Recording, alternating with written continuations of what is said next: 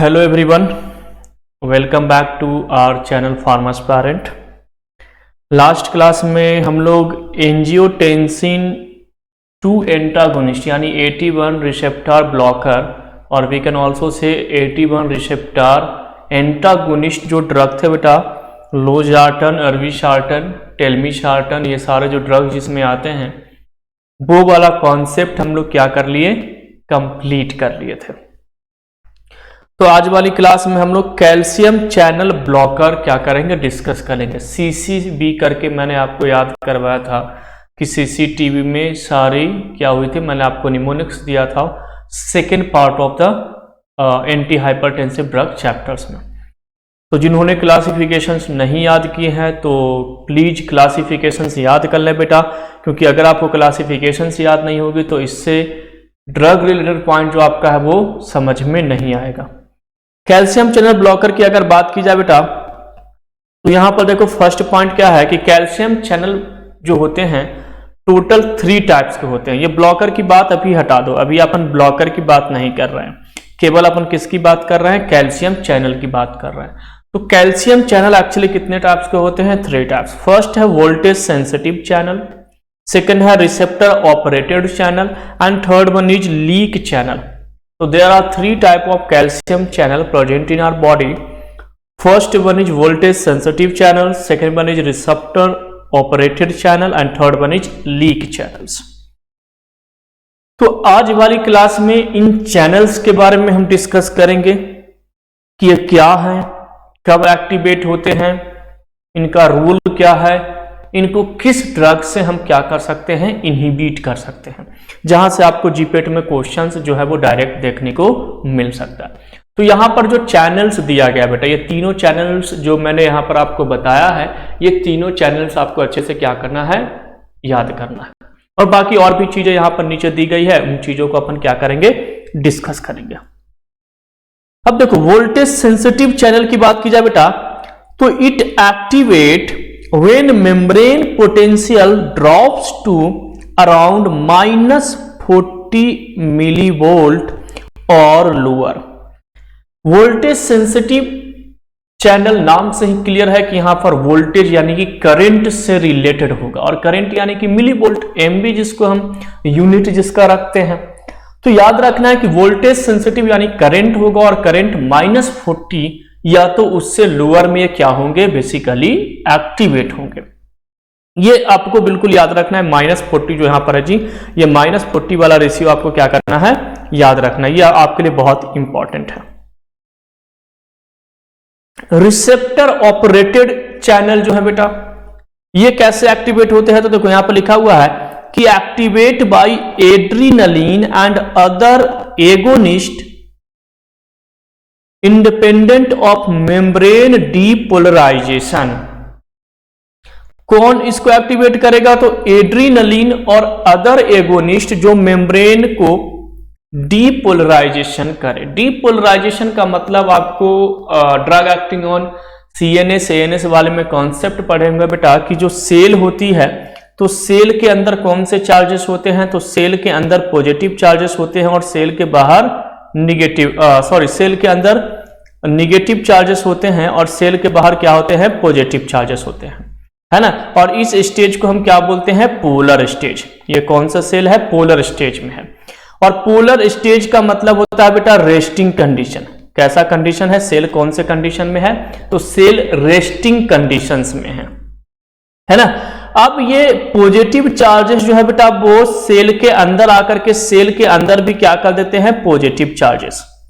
Positive मतलब जैसे sodium है पॉजिटिव चार्जेस, कैल्शियम है पॉजिटिव चार्जेस। तो ये जब अंदर आते हैं तो अंदर भी क्या हो जाता है, पोलर, मतलब अंदर भी पॉजिटिव बाहर भी पॉजिटिव। तो इसको इस कंडीशन में इसका हम क्या नाम देते हैं, डीपोलर। क्या बोलते हैं, डीपोलर। और जब भी सेल डीपोलर होता है बेटा, तो सेल के पास एनर्जी हो जाता है, यानी सेल अपना क्या शो करता है, फंक्शन, यानी सेल क्या हो जाता है, एक्टिवेट हो जाता है। यानी अगर हार्ट का फंक्शन क्या है, ब्लड को पंप आउट करना, ब्लड को पंप आउट करना हार्ट का फंक्शन है, तो ये हार्ट को एनर्जी कहां से मिलेगी, तो जब हार्ट के अंदर डीपोलराइजेशन होगा, यानी हार्ट के अंदर कैल्शियम की एंट्री होगी, सोडियम की एंट्री होगी, तब वो सेल क्या हो गया, जो हार्ट का सेल है वो डीपोलर हो गया। पोलर का मतलब होता है अपोजिट पोल, एक पॉजिटिव एक निगेटिव। ये क्या है, पोलर। जो स्टार्टिंग में था कि अंदर क्या है भाई निगेटिव और बाहर क्या है पॉजिटिव, इसको हम बोलते हैं पोलर। और इस कंडीशन में सेल रेस्टिंग कंडीशन में होता है, यानी सेल जब रेस्ट करता है तो उस स्टेज को हम क्या बोलते हैं, पोलर स्टेज। यानी कि सेल के अंदर निगेटिव चार्जेस हैं और सेल के बाहर पॉजिटिव चार्जेस हैं। लेकिन जैसे ही सेल को फंक्शन करना होता है तो ये पॉजिटिव आयंस जो है वो अंदर आते हैं और अंदर भी क्या बना देते हैं, सेल को पॉजिटिव। तो अंदर भी पॉजिटिव और बाहर भी पॉजिटिव, तो इसको हम बोलते हैं कि पोलर स्टेज जो है वो अब डीपोलर हो गया। और डीपोलर का मतलब है कि सेल अब अपना क्या शो करेगा, फंक्शन शो करेगा। यानी जिस भी पर्पस के लिए सेल जाना जाता है, जो भी सेल की फंक्शन है वो सेल वो फंक्शन को क्या करेगा, परफॉर्म करेगा। तो यहां पर वही कह रहा है, activate by adrenaline and other agonist independent of membrane depolarisation. यहां पर डीपोलराइजेशन का मतलब वही हुआ बेटा, है ना, कि यहां पर अब ये फंक्शन करने के लिए रिस्पॉन्सिबल होंगे। Releasing of calcium by sarcoplasmic reticulum, तो कैल्शियम को रिलीज करेंगे तो ऑब्वियसली कैल्शियम के पास पॉजिटिव चार्जेस हैं, और पॉजिटिव चार्जेस हैं बेटा तो क्या होगा भाई, यहां पर डीपोलराइजेशन होगी। तो कुछ रिसेप्टर ऑपरेटेड है, यानी रिसेप्टर को जब नीड होती है कि हमें इस सेल को एक्टिवेट करना, जैसे हार्ट के पास रिसेप्टर है और उसको मालूम है कि हार्ट पंप आउट करेगा, अब हार्ट जो है वो ब्लड को क्या करेगा, रिलीज करना है, क्योंकि बॉडी को न्यूट्रिएंट्स की रिक्वायरमेंट है, बॉडी को ऑक्सीजन की रिक्वायरमेंट है। तो ऑक्सीजन भी क्या है, ब्लड में प्रेजेंट है, और न्यूट्रिएंट्स भी कहां पे प्रेजेंट है, ब्लड में। और ब्लड पूरी बॉडी के सेल तक तब रीच आउट होगी जब ये हार्ट से पंप आउट होंगे। तो वहां पर बॉडी क्या करती है, सिग्नल सेंड करती है कि अब आपको डीपोलराइजेशन होना है, यानी हार्ट के अंदर कैल्शियम की एंट्री करवाती है, हार्ट के रिसेप्टर एक्टिवेट होते हैं, और रिसेप्टर एक्टिवेट होंगे तो कैल्शियम को एंट्री करवाएंगे, और कैल्शियम जब बॉडी के अंदर जाएगी तो वहां पर क्या होगा भाई, डीपोलराइजेशन, और हार्ट जो है वो पंप आउट करेगा ब्लड को। ये कॉन्सेप्ट मैं आपको फोर्थ सेमेस्टर की जो फार्माकोलॉजी है, drug acting on CNS ANS, उसमें मैं बहुत अच्छे से इन चीजों को बताऊंगा बेटा। इतना अच्छा कॉन्सेप्ट जो है वो पोलराइजेशन, डीपोलराइजेशन, रीपोलराइजेशन और डीपोलराइजेशन का, कि अगर वो कॉन्सेप्ट अगर आप अच्छे से पढ़ लोगे तो आपको यहाँ जो रिसेप्टर वाला जो कॉन्सेप्ट है वहां पर आपको कभी भी डाउट जीवन में नहीं आएंगे। तो अपन पढ़ेंगे, उसको डिस्कस करेंगे। अभी तो हमारी क्लास स्टार्ट हुई है, और जो हम प्री एजुकेशन पॉलिसीज के बैनर में हम काम कर रहे हैं, यानी कि हम मुफ्त शिक्षा अभियान चला रहे हैं बेटा, फार्मा प्रोफेशंस को ऊपर ले जाने के लिए। इसमें आपको कोई भी कॉस्ट नहीं देना पड़ेगा क्लासेस के लिए, है ना। और अभी थोड़ा सा टाइम, अभी और थोड़ा सा वेट कीजिए आप, विद इन 5 to 7 डेज ये सारी चीजें और अच्छे से आपको रिदम्स में मिलेगी, जो बाहर की कोई दूसरी ऑर्गेनाइजेशन आपको जैसी फैसिलिटीज देती है उससे भी बेटर फैसिलिटी हम आपको देंगे यहाँ पर इस चैनल्स पे। तो आप मेरे चैनल से जुड़े रहें, है ना। और जो नीडी स्टूडेंट हैं, आपके जूनियर्स, आपके सीनियर्स, आपके फ्रेंड्स, उनको भी ये जो लिंक जो होती है बेटा वीडियोज की जो मैं आपको शेयर करता हूँ, उन तक आप क्या कीजिए, वीडियोज को शेयर कीजिए, आप अपने सोशल मीडियाज पे शेयर कीजिए, और ताकि ज़्यादा से ज़्यादा फार्मा प्रोफेशंस को हम क्या कर सके, ऊपर लेके जा सकें। तो यहाँ पर क्या है बेटा, ये पॉइंट समझ में आ गया। रिसेप्टर ऑपरेटेड का मतलब है कि रिसेप्टर जो है वो एक्टिवेट करेगा, ऑपरेट करेगा, और कैल्शियम की क्या करवाएगा, एंट्री। नेक्स्ट है बेटा लीक चैनल। अब नाम से ही क्लियर है कि यहाँ पर कैल्शियम जो है जी वो लीक होगा। जैसे बरसात के समय में पानी रिसता है छतों से, पानी वहां से लीक करता है, तो वैसे ही यहां पर कैल्शियम लीक होगा। देखो, small amount of calcium leak into the resting cell and are pumped out by calcium ATPase.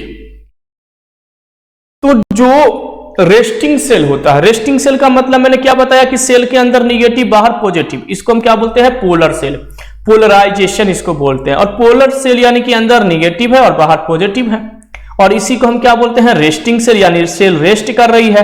अब इस केस में बाहर क्या प्रेजेंट है, कैल्शियम, पॉजिटिव चार्जेस, क्या प्रेजेंट है, सोडियम। तो ये कैल्शियम इंटर करती है, लीक होती है अंदर, और ये लीक करने के लिए रिस्पॉन्सिबल कौन होता है, तो कैल्शियम एटीपेज एक एंजाइम है बेटा, और ये एंजाइम वहां पर लीक चैनल्स को क्या करते हैं, एक्टिवेट करते हैं। तो there are 3 type of calcium channel, voltage sensitive, receptor operated and leak channel. I hope आपको ये कॉन्सेप्ट समझ में आ गया होगा। इनकी इंपॉर्टेंस जो है वो अब हम लोग क्या कर रहे हैं, देखेंगे। तो यहां पर चैनल्स वाला पोर्शंस कंप्लीट हो गया, इसलिए अब हम लोग ब्लॉकर वाले भी कंडीशंस में आते हैं, इसलिए मैंने अब यहां पर ब्लॉकर ओपन कर दिया। चलिए, ये जो वोल्टेज सेंसिटिव चैनल्स होते हैं बेटा, ये फिर से फर्दर ये 3 टाइप्स के होते हैं। यानी वोल्टेज सेंसिटिव चैनल जो हमारे हार्ट में, हमारी बॉडी में जो इलेक्ट्रिक करंट हैं उसके थ्रू जो एक्टिवेट होते हैं -40 मिली वोल्ट, और उससे भी लोअर जो अपनी करंट है उस पे जो एक्टिवेट होते हैं, वो वैसे voltage sensitive calcium channel further 3 types के होते हैं। First one is L type, second one is T type and third one is an type. अलग अलग टाइप है बेटा। जब आप एंटी एपिलेप्टिक ड्रग पढ़ोगे, जब आप एंटी एपिलेप्टिक ड्रग पढ़ोगे, ड्रग एक्टिंग ऑन सीएनएस वाले चैप्टर में, तो वहां पर भी T type, N type, L type आपको कैल्शियम चैनल, वहां पर भी कैल्शियम चैनल ब्लॉकर पढ़ना है, लेकिन वो टी टाइप होते हैं, वहां पर अभी ड्रग्स आएगा जी। तो कैल्शियम चैनल ब्लॉकर तो हम डायरेक्ट याद करते हैं कि यार कैल्शियम चैनल ब्लॉकर में तो सर ने क्या बताया था, तो लास्ट को नाइट में तो लेसिडिपिन, निफेडिपिन नाइफ से काटा गया था, तो नाइट से हो जाएगा नाइट्रोडिपिन, निफेडिपिन। तो इस अमल को एम्लोडिपिन फेल बताया, फेल्डोपाम कौन बताया भाई, तो दिल्ली के वीरों ने, तो डिल्टियाजेम, बेरापामिल, है ना, और नमो ने यानी कि निमोडिपिन। तो ये ड्रग्स तो सर ने बताए थे कैल्शियम चैनल ब्लॉकर में, लेकिन सर ने ये नहीं बताया कि एन टाइप कौन है, टी टाइप कौन है और L type calcium channel blocker कौन है। अलग अलग के लिए अलग अलग ड्रग होगा जी। बहुत सारे ऐसे ड्रग होंगे जो एल टाइप कैल्शियम चैनल को ब्लॉक करेंगे, बहुत सारे होंगे जो टी टाइप कैल्शियम चैनल को ब्लॉक करेंगे, और बहुत सारे जो ड्रग होंगे वो एन टाइप कैल्शियम चैनल को क्या करेंगे, ब्लॉक करेंगे। एल टाइप का बेटा सबसे पहला पॉइंट है लोकेशन। मैं बताया ना कि बहुत ही डिटेल में हम डिस्कस करेंगे फार्माकोलॉजी को। फार्माकोलॉजी ये जो है, ये जीपेट, नाइपर, इवन ये एमबीबीएस फार्माकोलॉजी, जो एमबीबीएस जो प्रिपरेशन करते हैं उनके लिए भी ये बेनिफिशियल है जी, उनके लिए भी ये सफिशियंट है उनकी पीजीआई के एग्जामिनेशंस के लिए। तो बहुत ही अपर लेवल की फार्माकोलॉजी हम डिस्कस कर रहे हैं, बहुत ही बेसिक लेवल से, यानी हमारी जो लेवल है वो बेसिक है, और बहुत ऊपर लेवल तक हम क्या करेंगे, इसको रीच करेंगे, ताकि हमारी जो थीसिस की कॉन्सेप्ट है, रिसर्च की जो कॉन्सेप्ट है, वो हमारे ब्रेन में रिसर्च का अप्रोच जनरेट हो सके। चलिए, तो एल टाइप क्या है, तो लोकेशंस एंड फंक्शन। सबसे पहले लोकेशन की L type of calcium channel, और ये एल टाइप क्या है, तो ये वोल्टेज सेंसिटिव चैनल का ही पार्ट है, लेकिन ये एल टाइप है।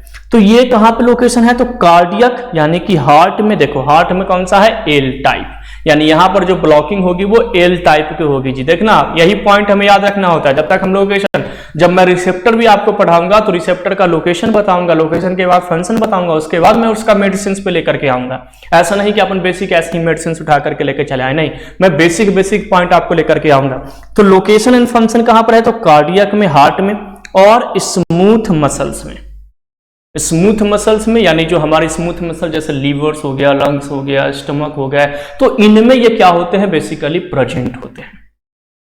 फंक्शन क्या है, तो एक्साइटेशन एंड कॉन्ट्रैक्शन। ऑब्वियसली क्योंकि कैल्शियम के पास पॉजिटिव चार्जेस है, तो कैल्शियम जब भी सेल के अंदर जाएगा तो निगेटिव सेल को पॉजिटिव में कन्वर्ट करेगा ना, क्योंकि पॉजिटिव आयंस अंदर आ रहा है। और सेल जब पॉजिटिव होगा तो सेल क्या हो जाएगा, तो अभी मैंने आपको बताया कि सेल बिकम डीपोलराइज, और डीपोलराइज का मतलब सेल क्या हो जाएगा भाई, एक्साइट हो जाएगा, यानी सेल के पास अब एनर्जी आएगी, और एनर्जी आएगा तो सेल अपना क्या करेगा, तो एनर्जी जैसे ही आएगी तो सेल अपना क्या करेगा, तो यहां पर सेल अपना फंक्शन परफॉर्म करेगा। ठीक है, तो इसलिए यहां पे कह रहा है कि इसका फंक्शन क्या है, तो ये एक्साइटेशन एंड कॉन्ट्रैक्शंस कॉज करेंगे। इसके अलावा ये कहां पे प्रेजेंट है, तो एसए एंड एबी नोड, और यहां पर कंडक्टिविटी को क्या करता है, प्रमोट करता है, यानी कि ड्रोनोट्रोपिक इफेक्ट यहां पर क्या करता है, शो करता है। एसए और एबी नोड आपने साइनो एट्रियल अपना जो एबी नोड है बेटा, ये आपने पढ़ा होगा एनाटॉमी ऑफ सीबीएस में। अगर आपने अभी तक एनाटॉमी नहीं डिस्कस की है तो पुराने वीडियोज हैं, हालांकि वो स्टूडियोज के नहीं, इतने हाईफाई वीडियोज नहीं है वो, लेकिन पुराने वीडियोज हमारे चैनल्स पे हैं बेटा। वीडियोज में जाकर के फार्मास्पेरेंट चैनल्स को सब्सक्राइब करके वीडियोज में जाइए, तो वहां पर आपको मिल जाएगा anatomy and physiology of CBS, लगभग 4 या 5 पार्ट में है, और बहुत अच्छे से उन चीजों को मैं वहां पे बताया हूं। और या तो फिर आपको एचएपी के लिए अभी वेट करना पड़ेगा, अगर आप इस स्टूडियो के बेस पर आप इसको पढ़ना चाहते हो तो इसका लोकेशंस क्लियर हो गया आई होप। नेक्स्ट कॉन्सेप्ट पे आते हैं कि और कहां पे प्रेजेंट है, तो एंडोक्राइन सेल पे प्रेजेंट है, और एंडोक्राइन सेल यानी एंडोक्राइन ग्लैंड पे प्रेजेंट है।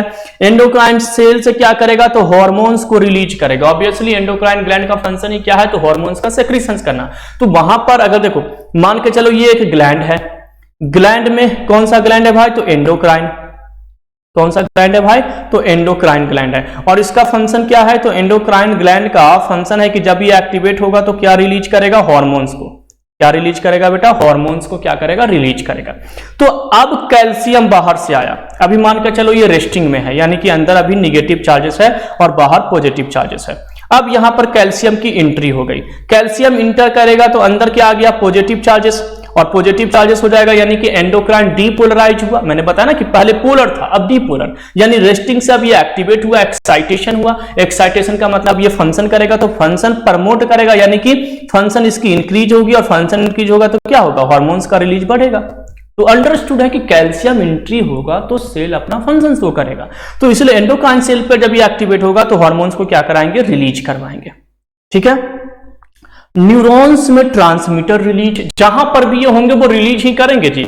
वहां पर उस फंक्शन को देखो, हमेशा याद रखना कि अगर किसी सेल में, मैं बेसिक सा कॉन्सेप्ट आपको बता रहा हूं कि अगर सपोज दैट कोई सेल है बेटा, बहुत ही बेसिक है और बहुत अच्छे से समझना, ये मानकर चलो सेल है, ठीक है। सेल के अंदर अगर निगेटिव यानी क्लोरीन की एंट्री होती है, आप अगर क्लोरीन की एंट्री करवाते हो सेल के अंदर, यानी निगेटिव चार्ज है ना, तो यहां पर क्लोरीन की एंट्री होने के कारण सेल जो है बेटा वो डिप्रेस होगा। क्या होगा, डिप्रेस। डिप्रेस होने का मतलब डिप्रेशन वाला डिप्रेस नहीं, यानी कि ये इनहिबिटरी प्रॉपर्टी शो करेगा, ये फंक्शन नहीं करेगा। जैसे हमें नींद आती है, नींद कब आती है, नींद आती है तो क्या बॉडी हम चलना फिरना स्टार्ट करते हैं, क्या नहीं, नींद में हम सो जाते हैं, रेस्टिंग कंडीशंस में होते हैं, हम रेस्ट करते हैं। तो नींद आती कैसे है, क्लोरीन इंट्री करता है ब्रेन सेल के अंदर में, और क्लोरीन इंटर करेगा तो क्या करेगा, ब्रेन सेल को डिप्रेस करेगा। डिप्रेस करने का मतलब है कि उसको इनहिबिटरी प्रॉपर्टी शो करेगा, एनर्जी लेवल हमारी डाउन हो जाएगी और हम रेस्टिंग कंडीशन में, यानी कि सेल कहां पे चल जाएगा, तो यहां पर मैं लिख देता हूं रेस्टिंग कंडीशन में। सेल कहां पे चला जाएगा बेटा, रेस्टिंग कंडीशन में। अगर कैल्शियम की एंट्री होती है और अगर सोडियम की एंट्री होती है सेल के अंदर में, अब अगर ये दोनों इंटर करते हैं सेल के अंदर में, कैल्शियम अगर सेल के अंदर आता है या सोडियम सेल के अंदर आता है, तो हमेशा याद रखना बेटा कि यहां पर ये क्या करते हैं, एक्साइटेशन, यहां पर ये एनर्जी देंगे और सेल जो है वो अपना फंक्शन करना शो करेगा। और अगर सेल के अंदर देखो क्या प्रेजेंट होता है, पोटासियम, पॉजिटिव चार्ज। अगर सेल के अंदर पोटासियम प्रेजेंट है और ये पोटासियम अगर सेल से बाहर जा रहा है, आउट हो रहा है, तो भी क्या होगा बेटा, सेल रेस्टिंग कंडीशन में जाएगा।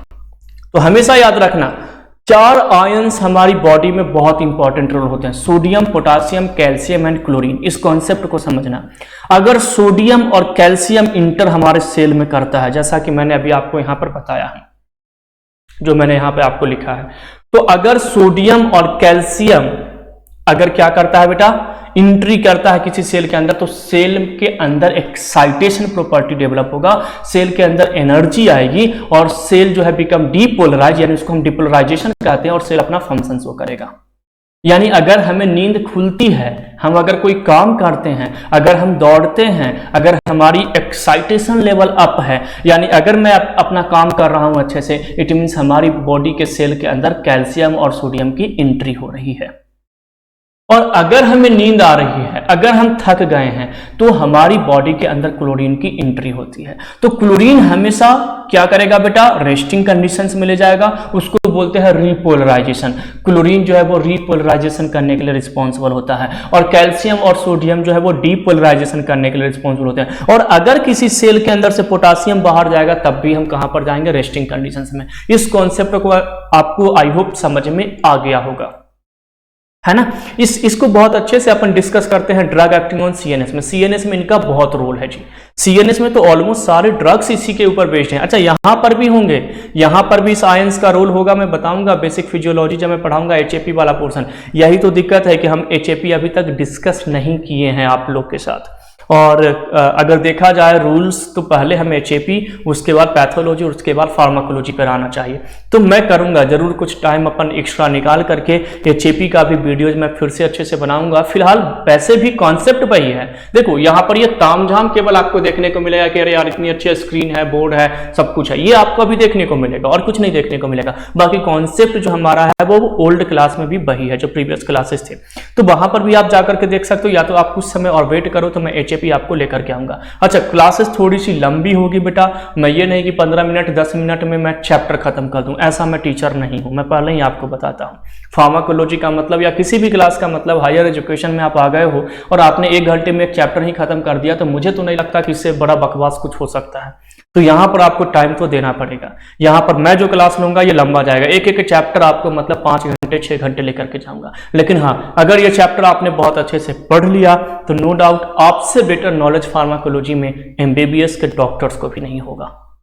बोला जाता है ना कि हमें डॉक्टर से ज़्यादा हमें नॉलेज होती है, तो नॉलेज इसी को कहते हैं। हमें एक एक कॉन्सेप्ट हमें मालूम होना चाहिए, उसके बाद जब आप रिसर्च में जाओगे उसके बाद देखना आप कैसे फॉर्मुलेशन डेवलप करते हो। चलिए अपन बात करते हैं उस पर और भी। ये कॉन्सेप्ट आपको समझ में आई थिंक आ गया होगा। चलिए अब आते हैं अपन नेक्स्ट कॉन्सेप्ट पे। ये हो गया न्यूरॉन्स में ट्रांसमीटर को रिलीज करेगा।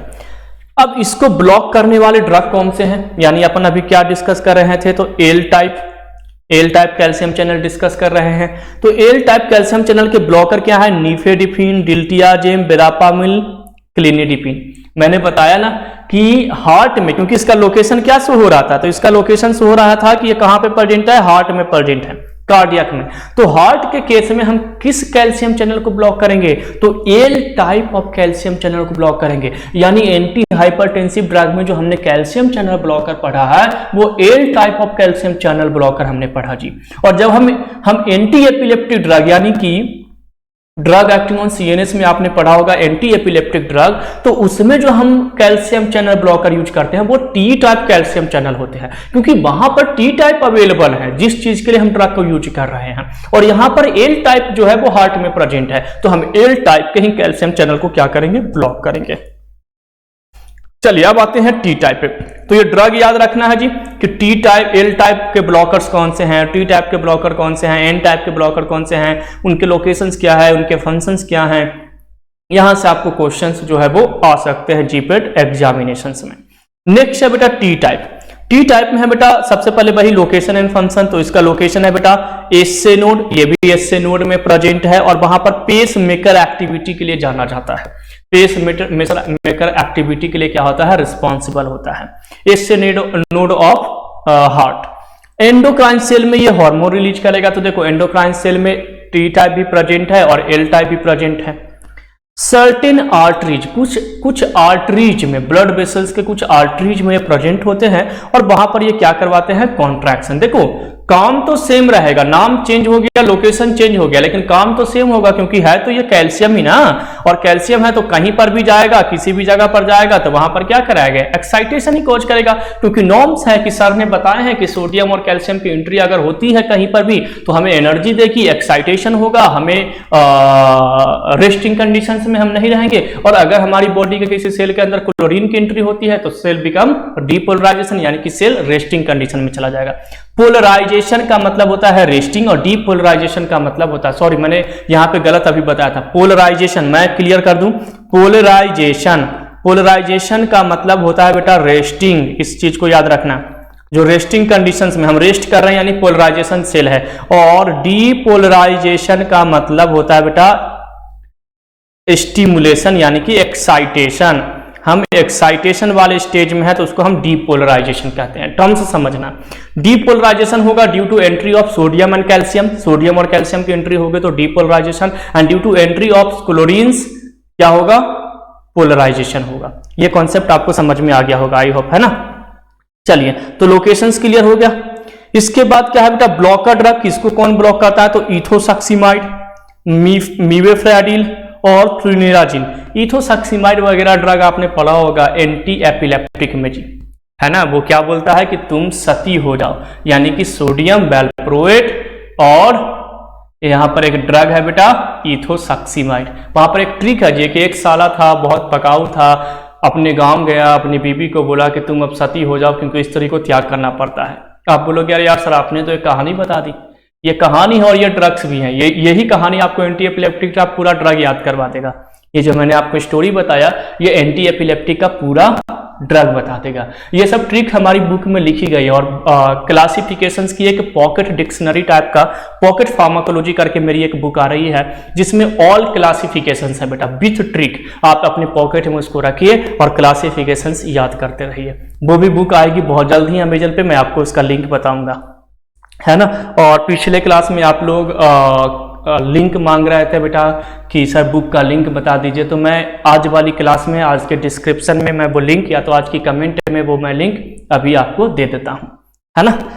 चलिए तो ब्लॉकर ड्रग भी कंप्लीट हो गया कि टी टाइप को कौन ब्लॉक करेगा। नेक्स्ट आते हैं बेटा एन टाइप। एन टाइप में है बेटा लोकेशन एंड फंक्शन। सबसे पहले लोकेशन हम डिस्कस करते हैं। लोकेशन है बेटा ओनली न्यूरॉन्स इन सीएनएस, सेंट्रल नर्वस सिस्टम के केस के न्यूरॉन्स में ही ये केवल क्या होते हैं अवेलेबल होते हैं। सिंपैथेटिक नर्वस सिस्टम, इसके अलावे मायंट्रिक, ये क्या करते हैं वहां पर ट्रांसमीटर रिलीज करते हैं। तो ये केवल न्यूरॉन्स में, चाहे वो सीएनएस के न्यूरॉन्स हो, सिंपैथेटिक यानी कि एएनएस के न्यूरॉन्स हो या तो मायंट्रिक न्यूरॉन्स हो, उन्हीं में ये क्या होते हैं केवल इनकी लोकेशंस होती है वहां पर ये केवल प्रेजेंट होते हैं और इनका रोल होता है कि ट्रांसमीटर रिलीज, जो न्यूरो ट्रांसमीटर होते हैं उनको ये क्या कराते हैं रिलीज करवाते हैं। और इसके ब्लॉकर जो ड्रग है बेटा ओमेगा कोनोटॉक्सिन और क्लिनिडिपिन। तो क्लिनिडिपिन देखो, एक क्लिनिडिपिन आपको मिल गया ब्लॉकर ड्रग जो एल टाइप को ब्लॉक कर रहा है और क्लिनिडिपिन यहां पर आपको एन टाइप की। तो क्लिनिडिपिन के पास एल टाइप और एन टाइप दोनों कैल्शियम चैनल को ब्लॉक करने की प्रॉपर्टी है। मेगा कोनोटॉक्सिन और क्लिनिडिपिन ये दोनों क्या है बेटा एन टाइप। क्लिनिडिपिन वैसे तो एल टाइप भी है और टी टाइप में आपको एंटी एपिलेप्टिक का इथोसक्सीमाइड वगैरह जो ड्रग है वहां पर आपको क्या हो गया यूज हो गया। तो हमें याद रखना है कि जीपेट एग्जामिनेशन में अगर केवल कैल्शियम चैनल ब्लॉकर पूछ रहा है तब तो इजीली क्वेश्चन सॉल्व हो जाएगा। और वहां से ये क्वेश्चन अगर केवल कैल्शियम चैनल ब्लॉकर के नाम से अगर वो क्वेश्चन पूछेंगे तो ऑब्वियसली वो हमारे एंटी हाइपरटेंसिव वाले ही ड्रग के कैल्शियम चैनल के ब्लॉकर वाले ड्रग वो पूछेंगे। और अगर वो T type, L type, N type calcium channel blocker वो पूछते हैं या voltage sensitive calcium channel blocker को अगर वो पूछते हैं तो भी आई होप आपको क्वेश्चन क्या हो जाएगा सॉल्व हो जाएगा, क्योंकि हमने इन चीजों को बहुत अच्छे से डिस्कस किया। तो ये हमारा बुक का पार्ट है। मैं पहले ही आपको बताया हूं, ये जो मैं आपको लेकर के आया हूं ये हमारी बुक की सॉफ्ट कॉपी है जो आपके सामने है। तो ये बहुत सारी चीजें मैं आपके सामने नहीं भी लाता हूं, इसमें अभी इसका एचएपी वगैरह भी है, ऐसी चीजें हैं। तो अपन टाइम कम लॉस हो क्योंकि कितने सारे पॉइंट को मैं लिखूंगा तो ये क्लास 10 घंटे चली जाएगी, है ना। तो अपन का मतलब कि टाइम का लॉस्ट कम हो इसलिए अपन इन लिखी लिखाई चीजों को आपके सामने लेकर के आए हैं। चलिए नेक्स्ट पॉइंट आते हैं कि इनसे रिलेटेड और क्या है कैल्शियम चैनल ब्लॉकर में जो हमें याद करने चाहिए। तो नेक्स्ट है सीसीबीएस का मतलब होता है कैल्शियम चैनल ब्लॉकर्स। तो calcium channel blockers important actions are smooth muscles relaxation. Smooth muscles में ये रिलैक्सेशन कॉज करते हैं, इनका इंपॉर्टेंट फंक्शन है।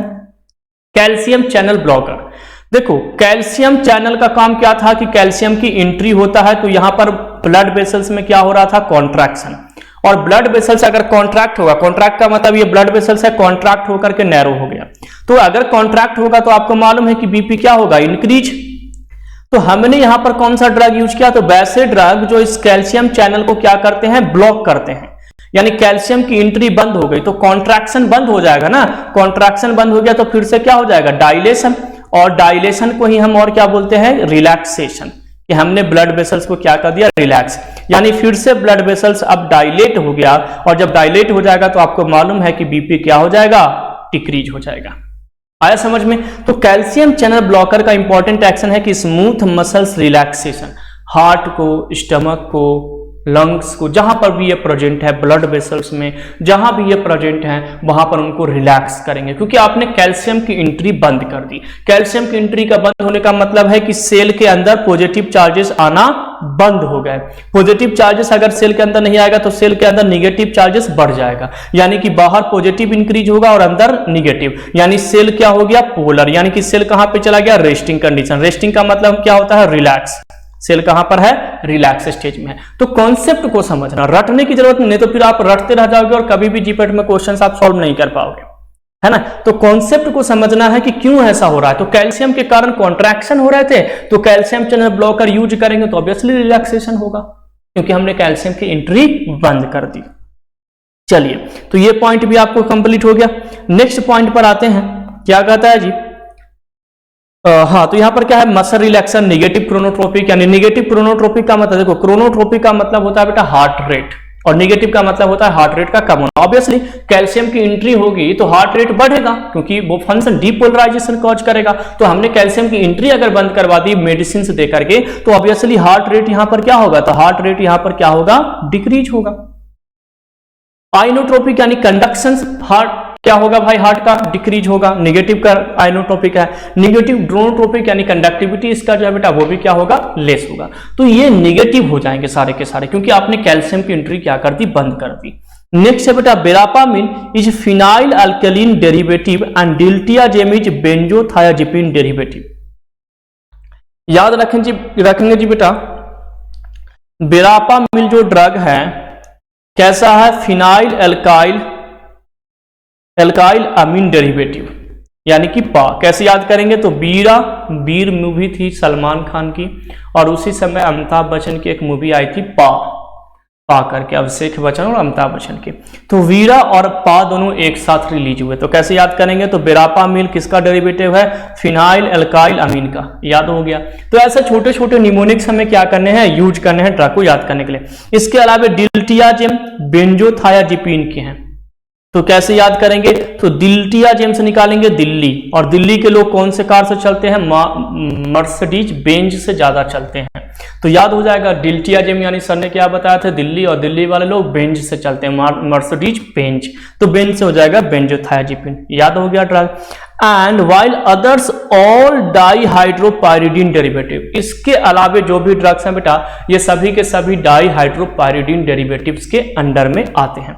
तो ये एक मेडिसिनल केमिस्ट्री से रिलेटेड एक बहुत इंपॉर्टेंट पॉइंट है। देखो मेडिकेम से क्वेश्चंस आते नहीं है जीपेट में, मैं सही बता रहा हूं आपको।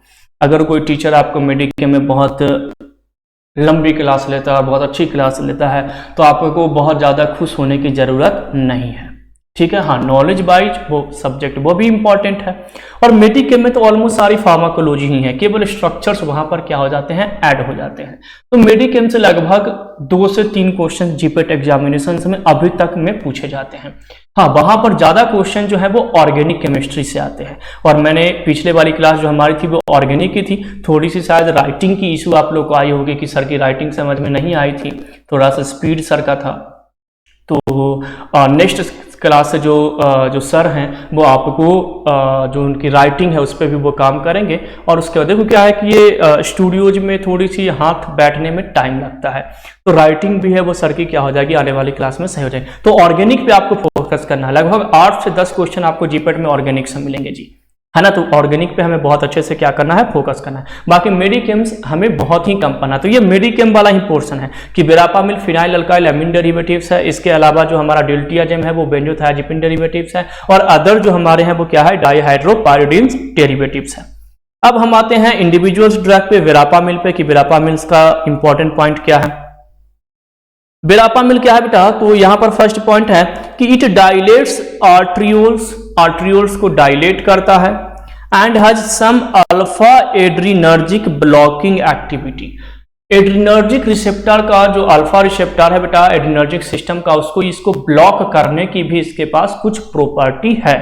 वैसे तो ये कैल्शियम चैनल ब्लॉकर है, लेकिन अल्फा रिसेप्टर को भी इसके पास कुछ अमाउंट ऑफ ड्रग जो है अल्फा रिसेप्टर पे भी जाकर के वहां पर एज ए एंटागोनिस्ट काम करता है, यानी कि उसको ब्लॉक करता है।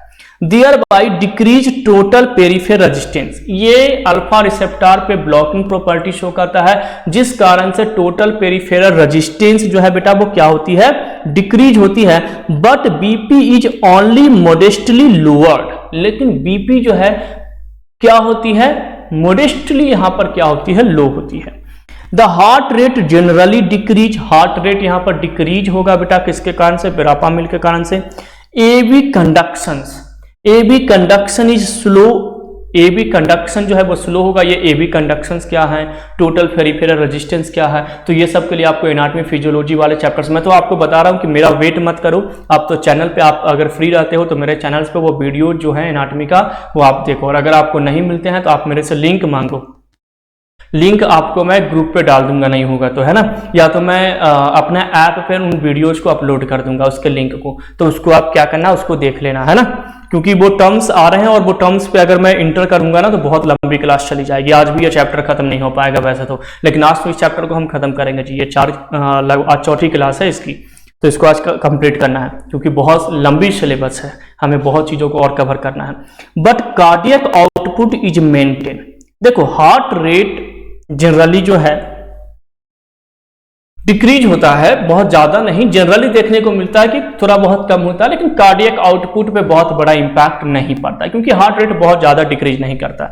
ये वेरापामिल का फर्स्ट पॉइंट हुआ। सेकंड पॉइंट कह रहा है constipation is most common side effect. इस पॉइंट को याद रखना है कि वेरापामिल लेने से जो सबसे ज्यादा कॉमन साइड इफेक्ट आपके सामने देखने को मिलेगा वो क्या है भाई, तो ये कॉन्स्टिपेशन है ना। ये जो कॉन्स्टिपेशन मैंने आपको बताया, ये कॉन्स्टिपेशन ही क्या है भाई, इसका साइड इफेक्ट है। वाइल ब्रेडिकार्डिया यानी हार्ट रेट का कम होना, टेकिकार्डिया मतलब हार्ट रेट का बढ़ना। तो bradycardia and nausea are less common.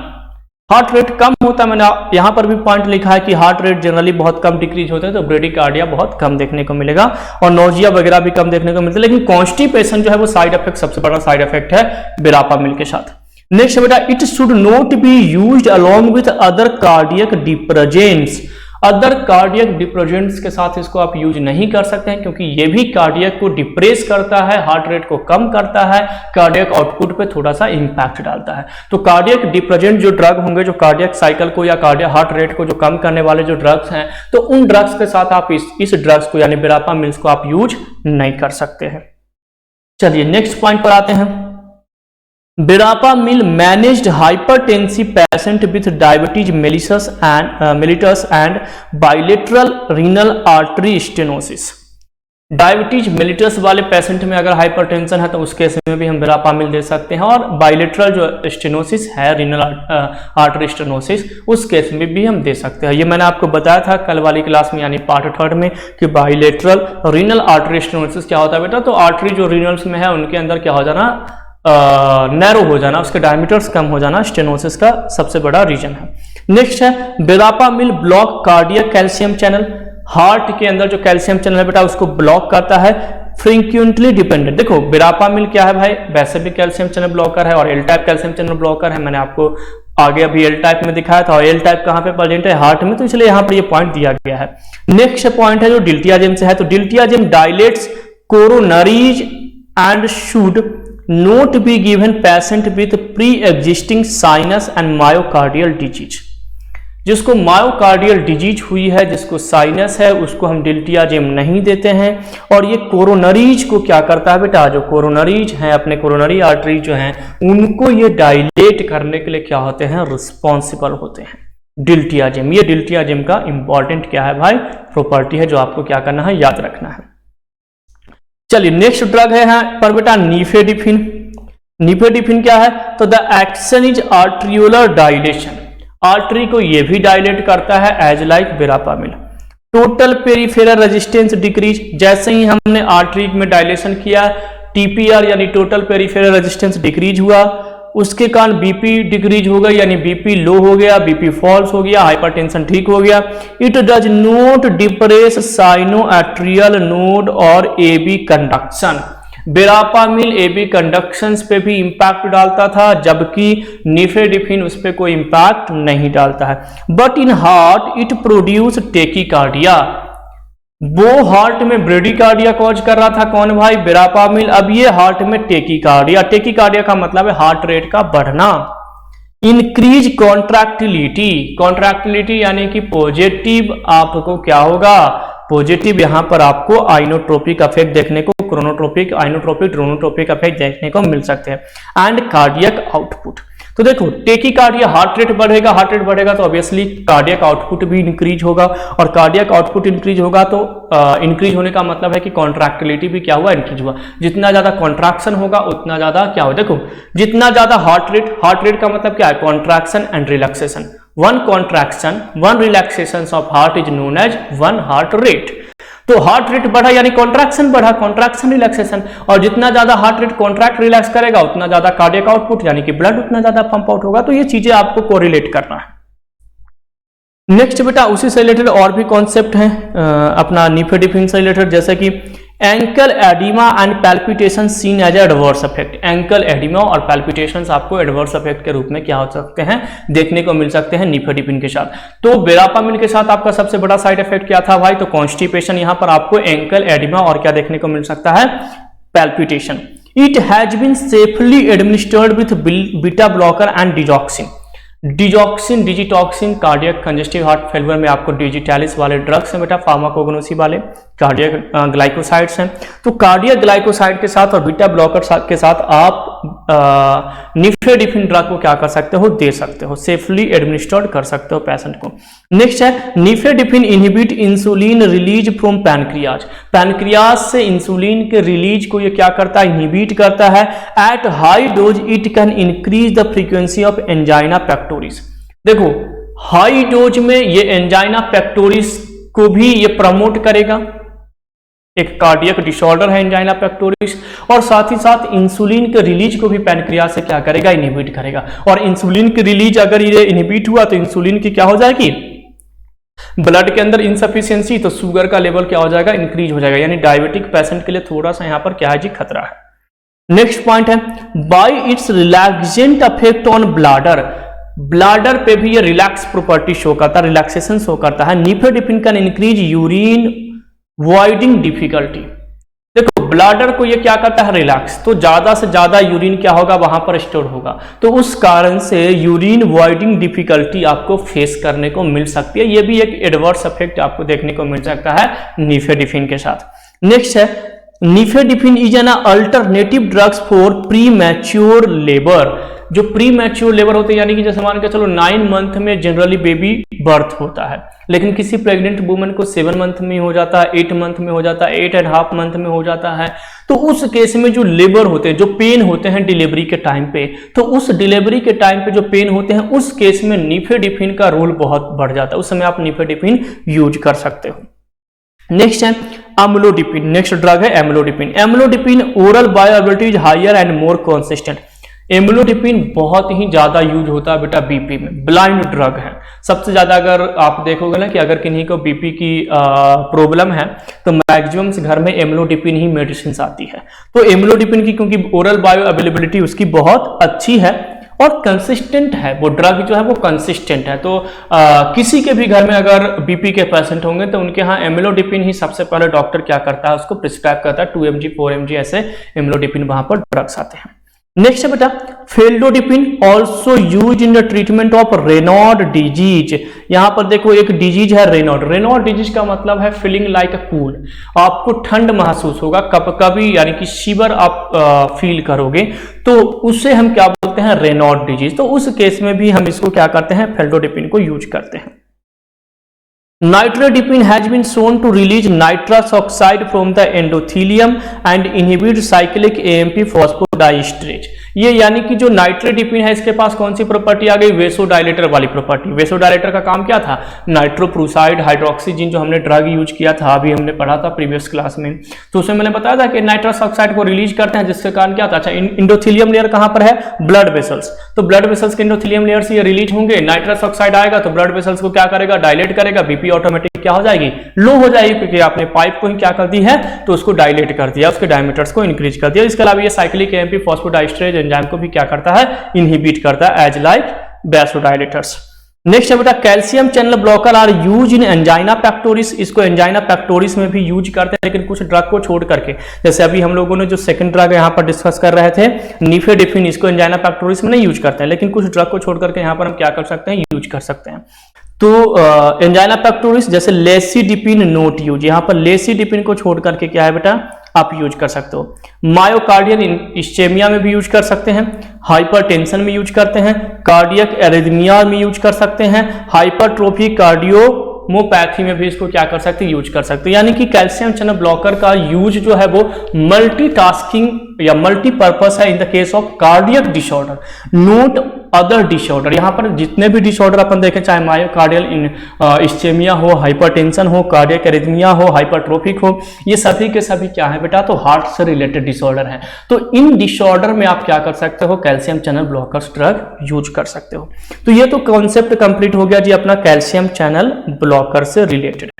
Next आते हैं, नेक्स्ट है सेंट्रल सिंपैथोलाइटिक ड्रग।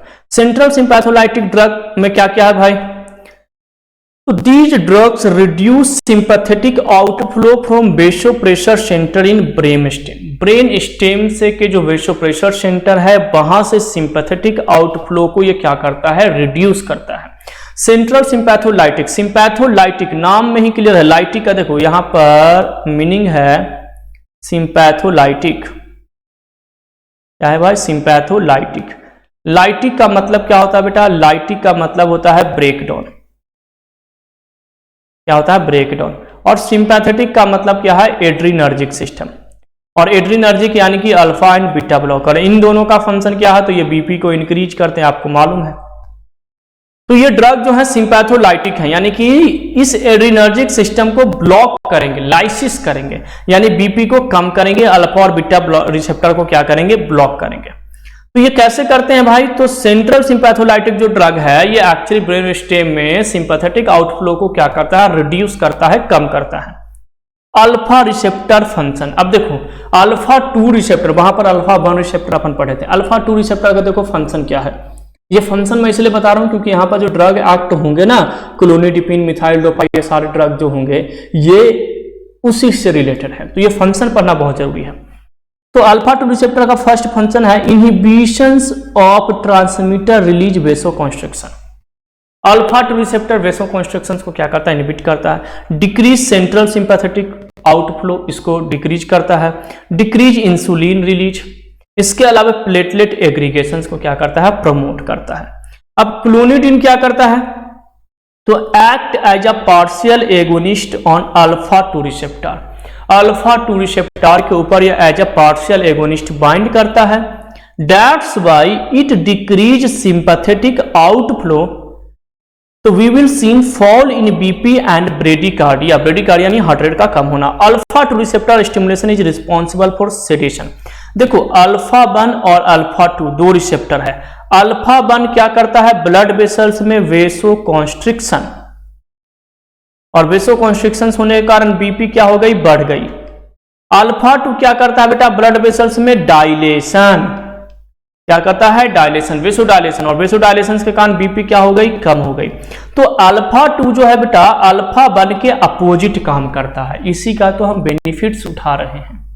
हमने किसको एक्टिवेट कर दिया, अल्फा 2 को एक्टिवेट कर दिया, ताकि अल्फा 1 जो बीपी कॉज कर रहा था, मैंने पहली वाली क्लास में आपको बताया था कि अल्फा 1 और बीटा रिसेप्टर जो है वो क्या करता है, बीपी प्रमोट इंक्रीज करने के लिए रिस्पॉन्सिबल होता है, हाइपरटेंशन कॉज करने के लिए रिस्पॉन्सिबल होता है। तो हमने अल्फा 2 रिसेप्टर को ब्लॉक एक्टिवेट कर दिया, जिसके कारण अल्फा 1 की प्रॉपर्टी जो है वो रिड्यूस हो गई। हमें यही तो अप्रोच यूज करना है, हमें यही ट्रीटमेंट अप्रोच अपने ब्रेन में लाना होता है, बीइंग अ साइंटिस्ट और बीइंग अ फार्मासिस्ट, कि कैसे हम डिसऑर्डर को ठीक कर सकते हैं। तो डिसऑर्डर क्यों हुआ है, तो अल्फा 1 रिसेप्टर के एक्टिवेट होने के कारण। तो अल्फा 1 रिसेप्टर को ब्लॉक कर दो, तो अल्फा 1 रिसेप्टर को तो हम ब्लॉक करने के लिए प्राजोसिन, टेराजोसिन, टैमजोसिन, ये सारे ड्रग तो यूज करेंगे ही, लेकिन मैंने ये भी वहां पर नोटिस किया कि हमारी बॉडी में अल्फा 2 रिसेप्टर जो है वो अल्फा 1 के अगेंस्ट काम करता है। तो क्यों ना हम अल्फा 2 को ही प्रमोट कर दें। अल्फा 2 अगर हमारा प्रमोट हो जाएगा तो ऑटोमेटिक अल्फा 1 के फंक्शन को कम कर देगा। जैसे मान कर चलो आपके क्लास में 2 बच्चे हैं, अब एक बच्चा, जैसे आपके घर में 2 बच्चे हैं, ठीक है, या आपके घर में 4 सदस्य हैं, आप अपने पिताजी से डरते हैं, तो बच्चा शैतानी कर रहा है, तो या तो माँ क्या करेगी कि बच्चे को मारेगी, या तो बच्चा जिससे डरता है उसको सामने लेकर चली आएगी। तो वैसे ही काम है कि अगर अल्फा 1 बीपी हाई करता है तो या तो अल्फा 1 को ब्लॉक कर दो, उसको मार दो, या तो अल्फा 1 डरता किससे है, तो अल्फा 2 से डरता है, तो अल्फा 2 को सामने लेकर चले आओ, तो अल्फा 1 ऑटोमेटिक डाउन हो जाएगा। तो ये जो है ना, ये अपने ब्रेन में हमें यूज करना है फार्माकोलॉजी पढ़ने के लिए।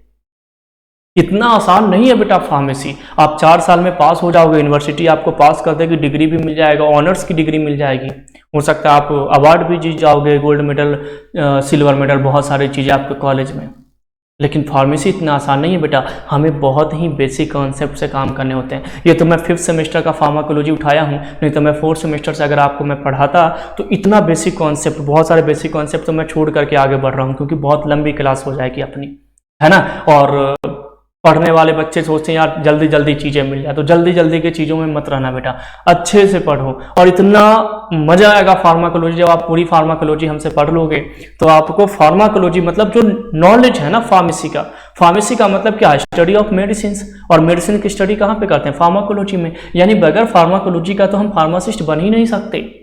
और फार्माकोलॉजी हमें बहुत डिटेल में पढ़ना, और यही वो सब्जेक्ट है जहां पर आप डॉक्टर को चैलेंज कर सकते हो, क्योंकि डॉक्टर भी फार्माकोलॉजी पढ़ता है, आप भी फार्माकोलॉजी पढ़ते हो, और दोनों सेम बुक से पढ़ते हैं। तो हमें एक डॉक्टर से आगे बढ़ना है, तो यही वो चैलेंज है जहां पर सब्जेक्ट है जहां पर आप डॉक्टर को चैलेंज कर सकते हो। तो इन बेसिक कॉन्सेप्ट पर हमें क्या करना है, काम करना है। तो मैं बताऊंगा आने वाले सेमेस्टर्स में या तो टाइम्स में जब हमें मिलेगी तो हम 4th सेमेस्टर की फार्माकोलॉजी स्टार्ट करेंगे, उसमें बेसिक कॉन्सेप्ट मैं आपको बताऊंगा। बहुत मजा आएगा फार्माकोलॉजी पढ़ने में।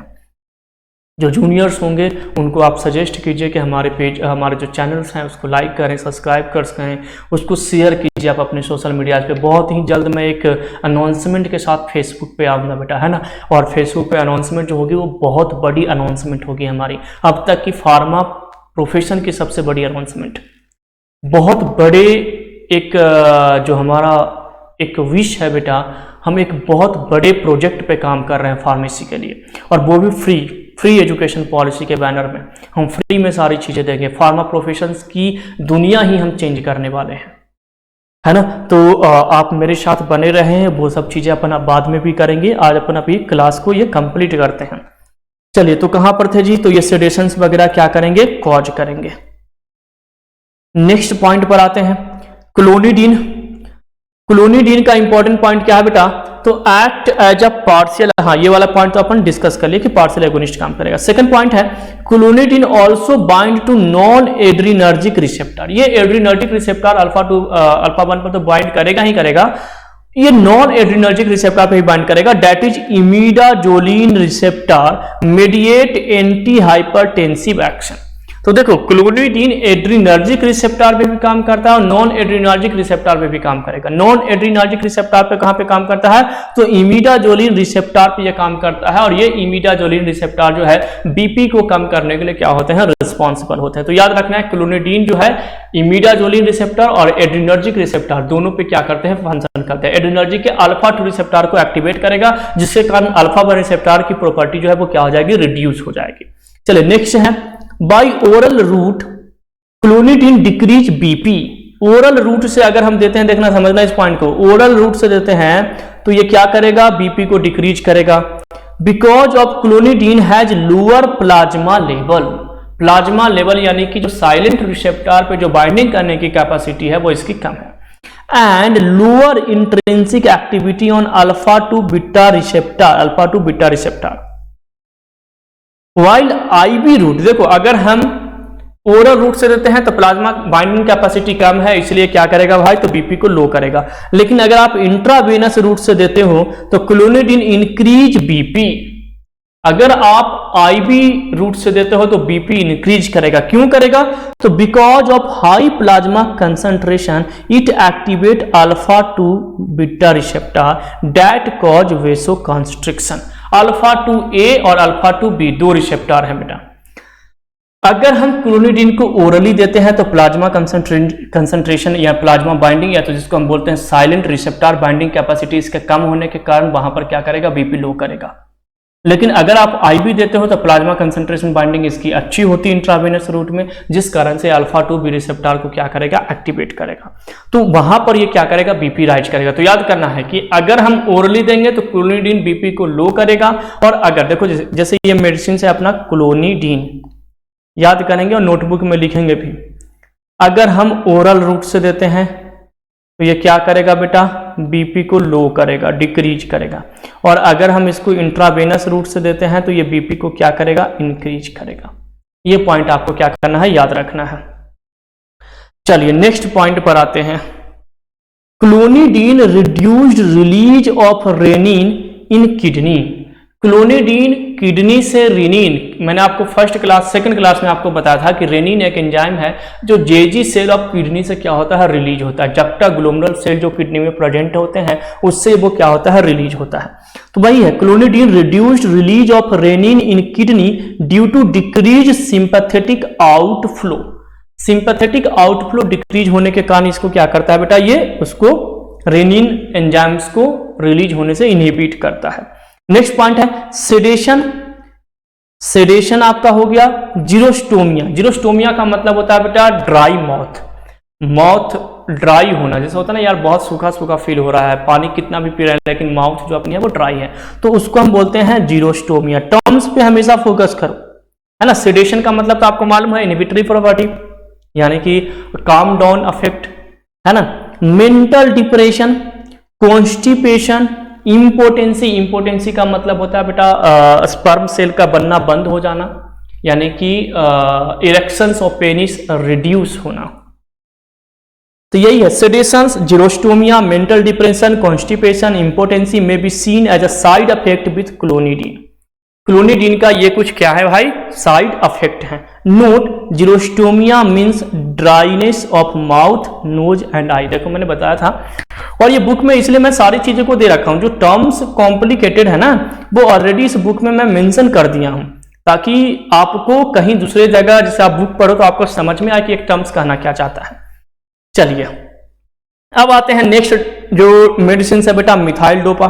मिथाइल डोपा में बेटा, methyldopa is a prodrug of alpha methyl norepinephrine. ये क्या है बेटा, तो प्रो ड्रग है अल्फा मिथाइल नॉर इपिनेफ्रिन का।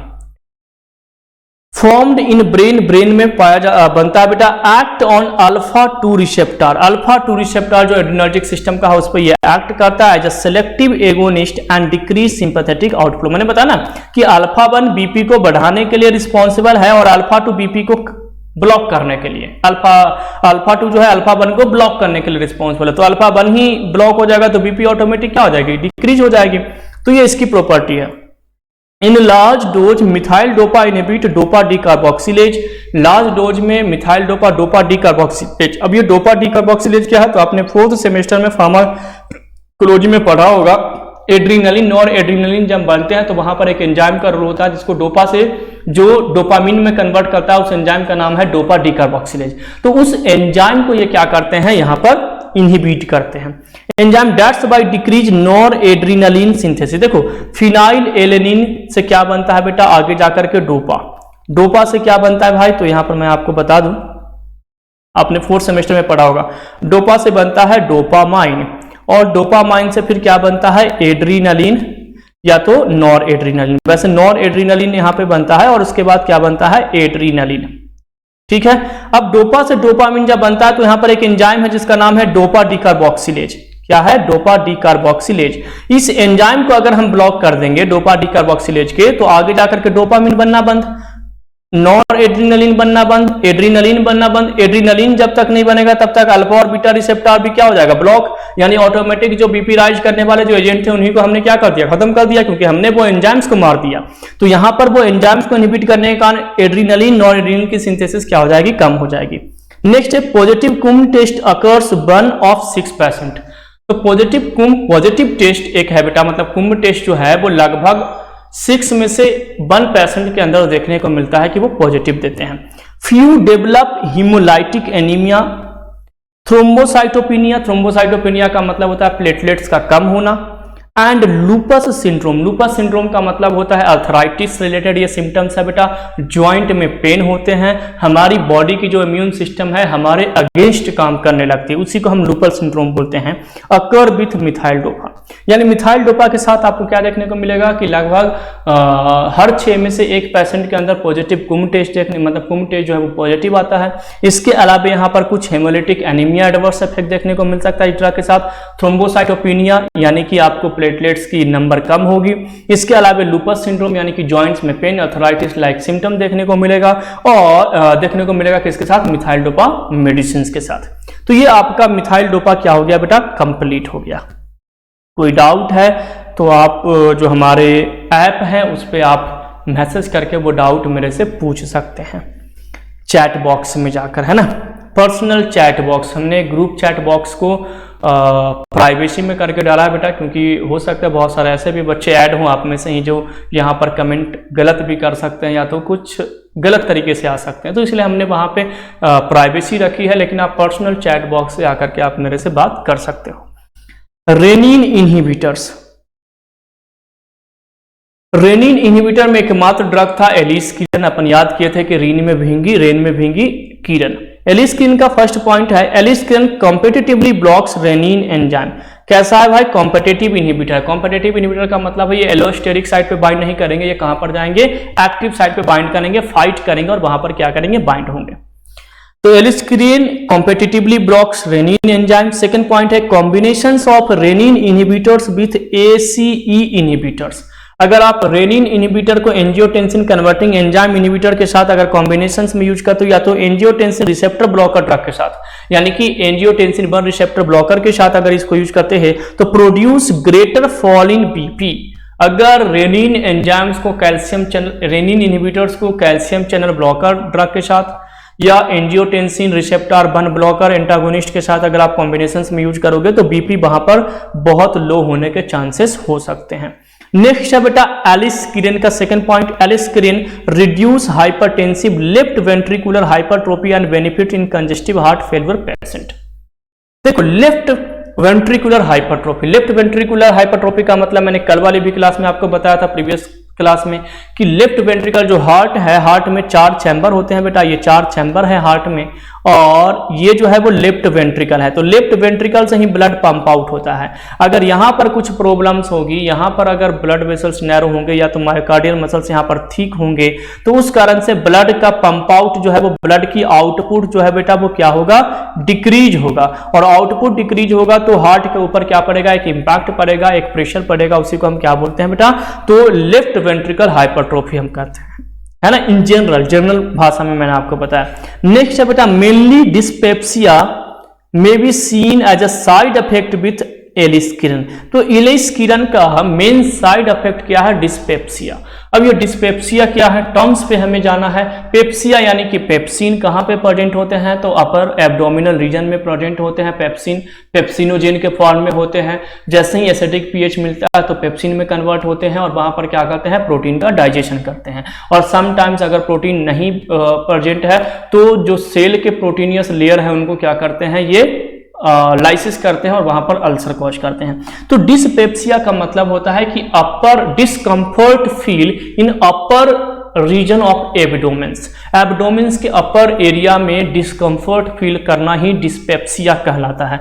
तो यहाँ पर वो टर्म्स मैं लिख नहीं रहा हूँ, लेकिन आपको अपने नोटबुक में ये सारे टर्म्स को लिखना है जी। ये छोटे छोटे टर्म्स पे आपको कमांड बनाओगे तभी आपको फार्माकोलॉजी समझ में आएगी। जब तक देखो आप जब तक नाम नहीं याद करोगे तब तक आपको समझ में नहीं आएगा। जैसे मान कर चलो मेरा नाम क्या है, तो गौतम कुमार, आप मुझे जानते ही नहीं हो, नाम से नहीं जानते हो, तो आप क्या बताओगे कि कौन से सर पढ़ाते हैं। तो नाम को समझना बहुत जरूरी है। तो यहाँ पर डिस्पेप्सिया का मीनिंग आपको समझना बहुत जरूरी है। चलिए नेक्स्ट है अल्फा एड्रीनर्जिक ब्लॉकर्स।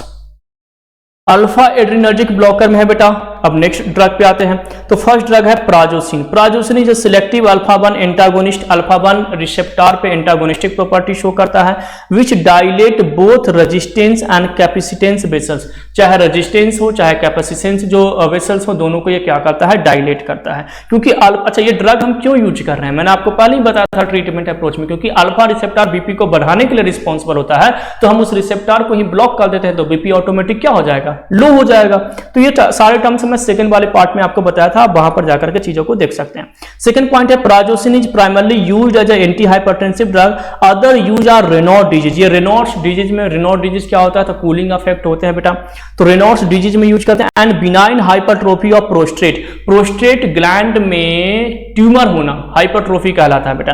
तो उस केस में इसको हम क्या कर सकते हैं बेटा, प्राजोसिन को यूज करते हैं। तो benign hypertrophy in the case of prostate gland and Reynolds disease, और इसके हाइपरटेंशन में तो इसको हम यूज करते नहीं करते हैं। तो ये देखो सबको मालूम है कि अल्फा ब्लॉकर हाइपरटेंशन में यूज होगा, लेकिन रेनॉल्ड्स डिजीज में यूज होगा ये सबको मालूम नहीं है। ये हाइपरट्रोफी इन द सेंस और in the case of prostate gland ये सबको नहीं मालूम है। तो यहां से क्वेश्चन जीपेट में आते हैं और यहीं पर आप क्या करते हो, स्कोर करके जाते हो। तो ये सब पॉइंट आपको याद रखना है।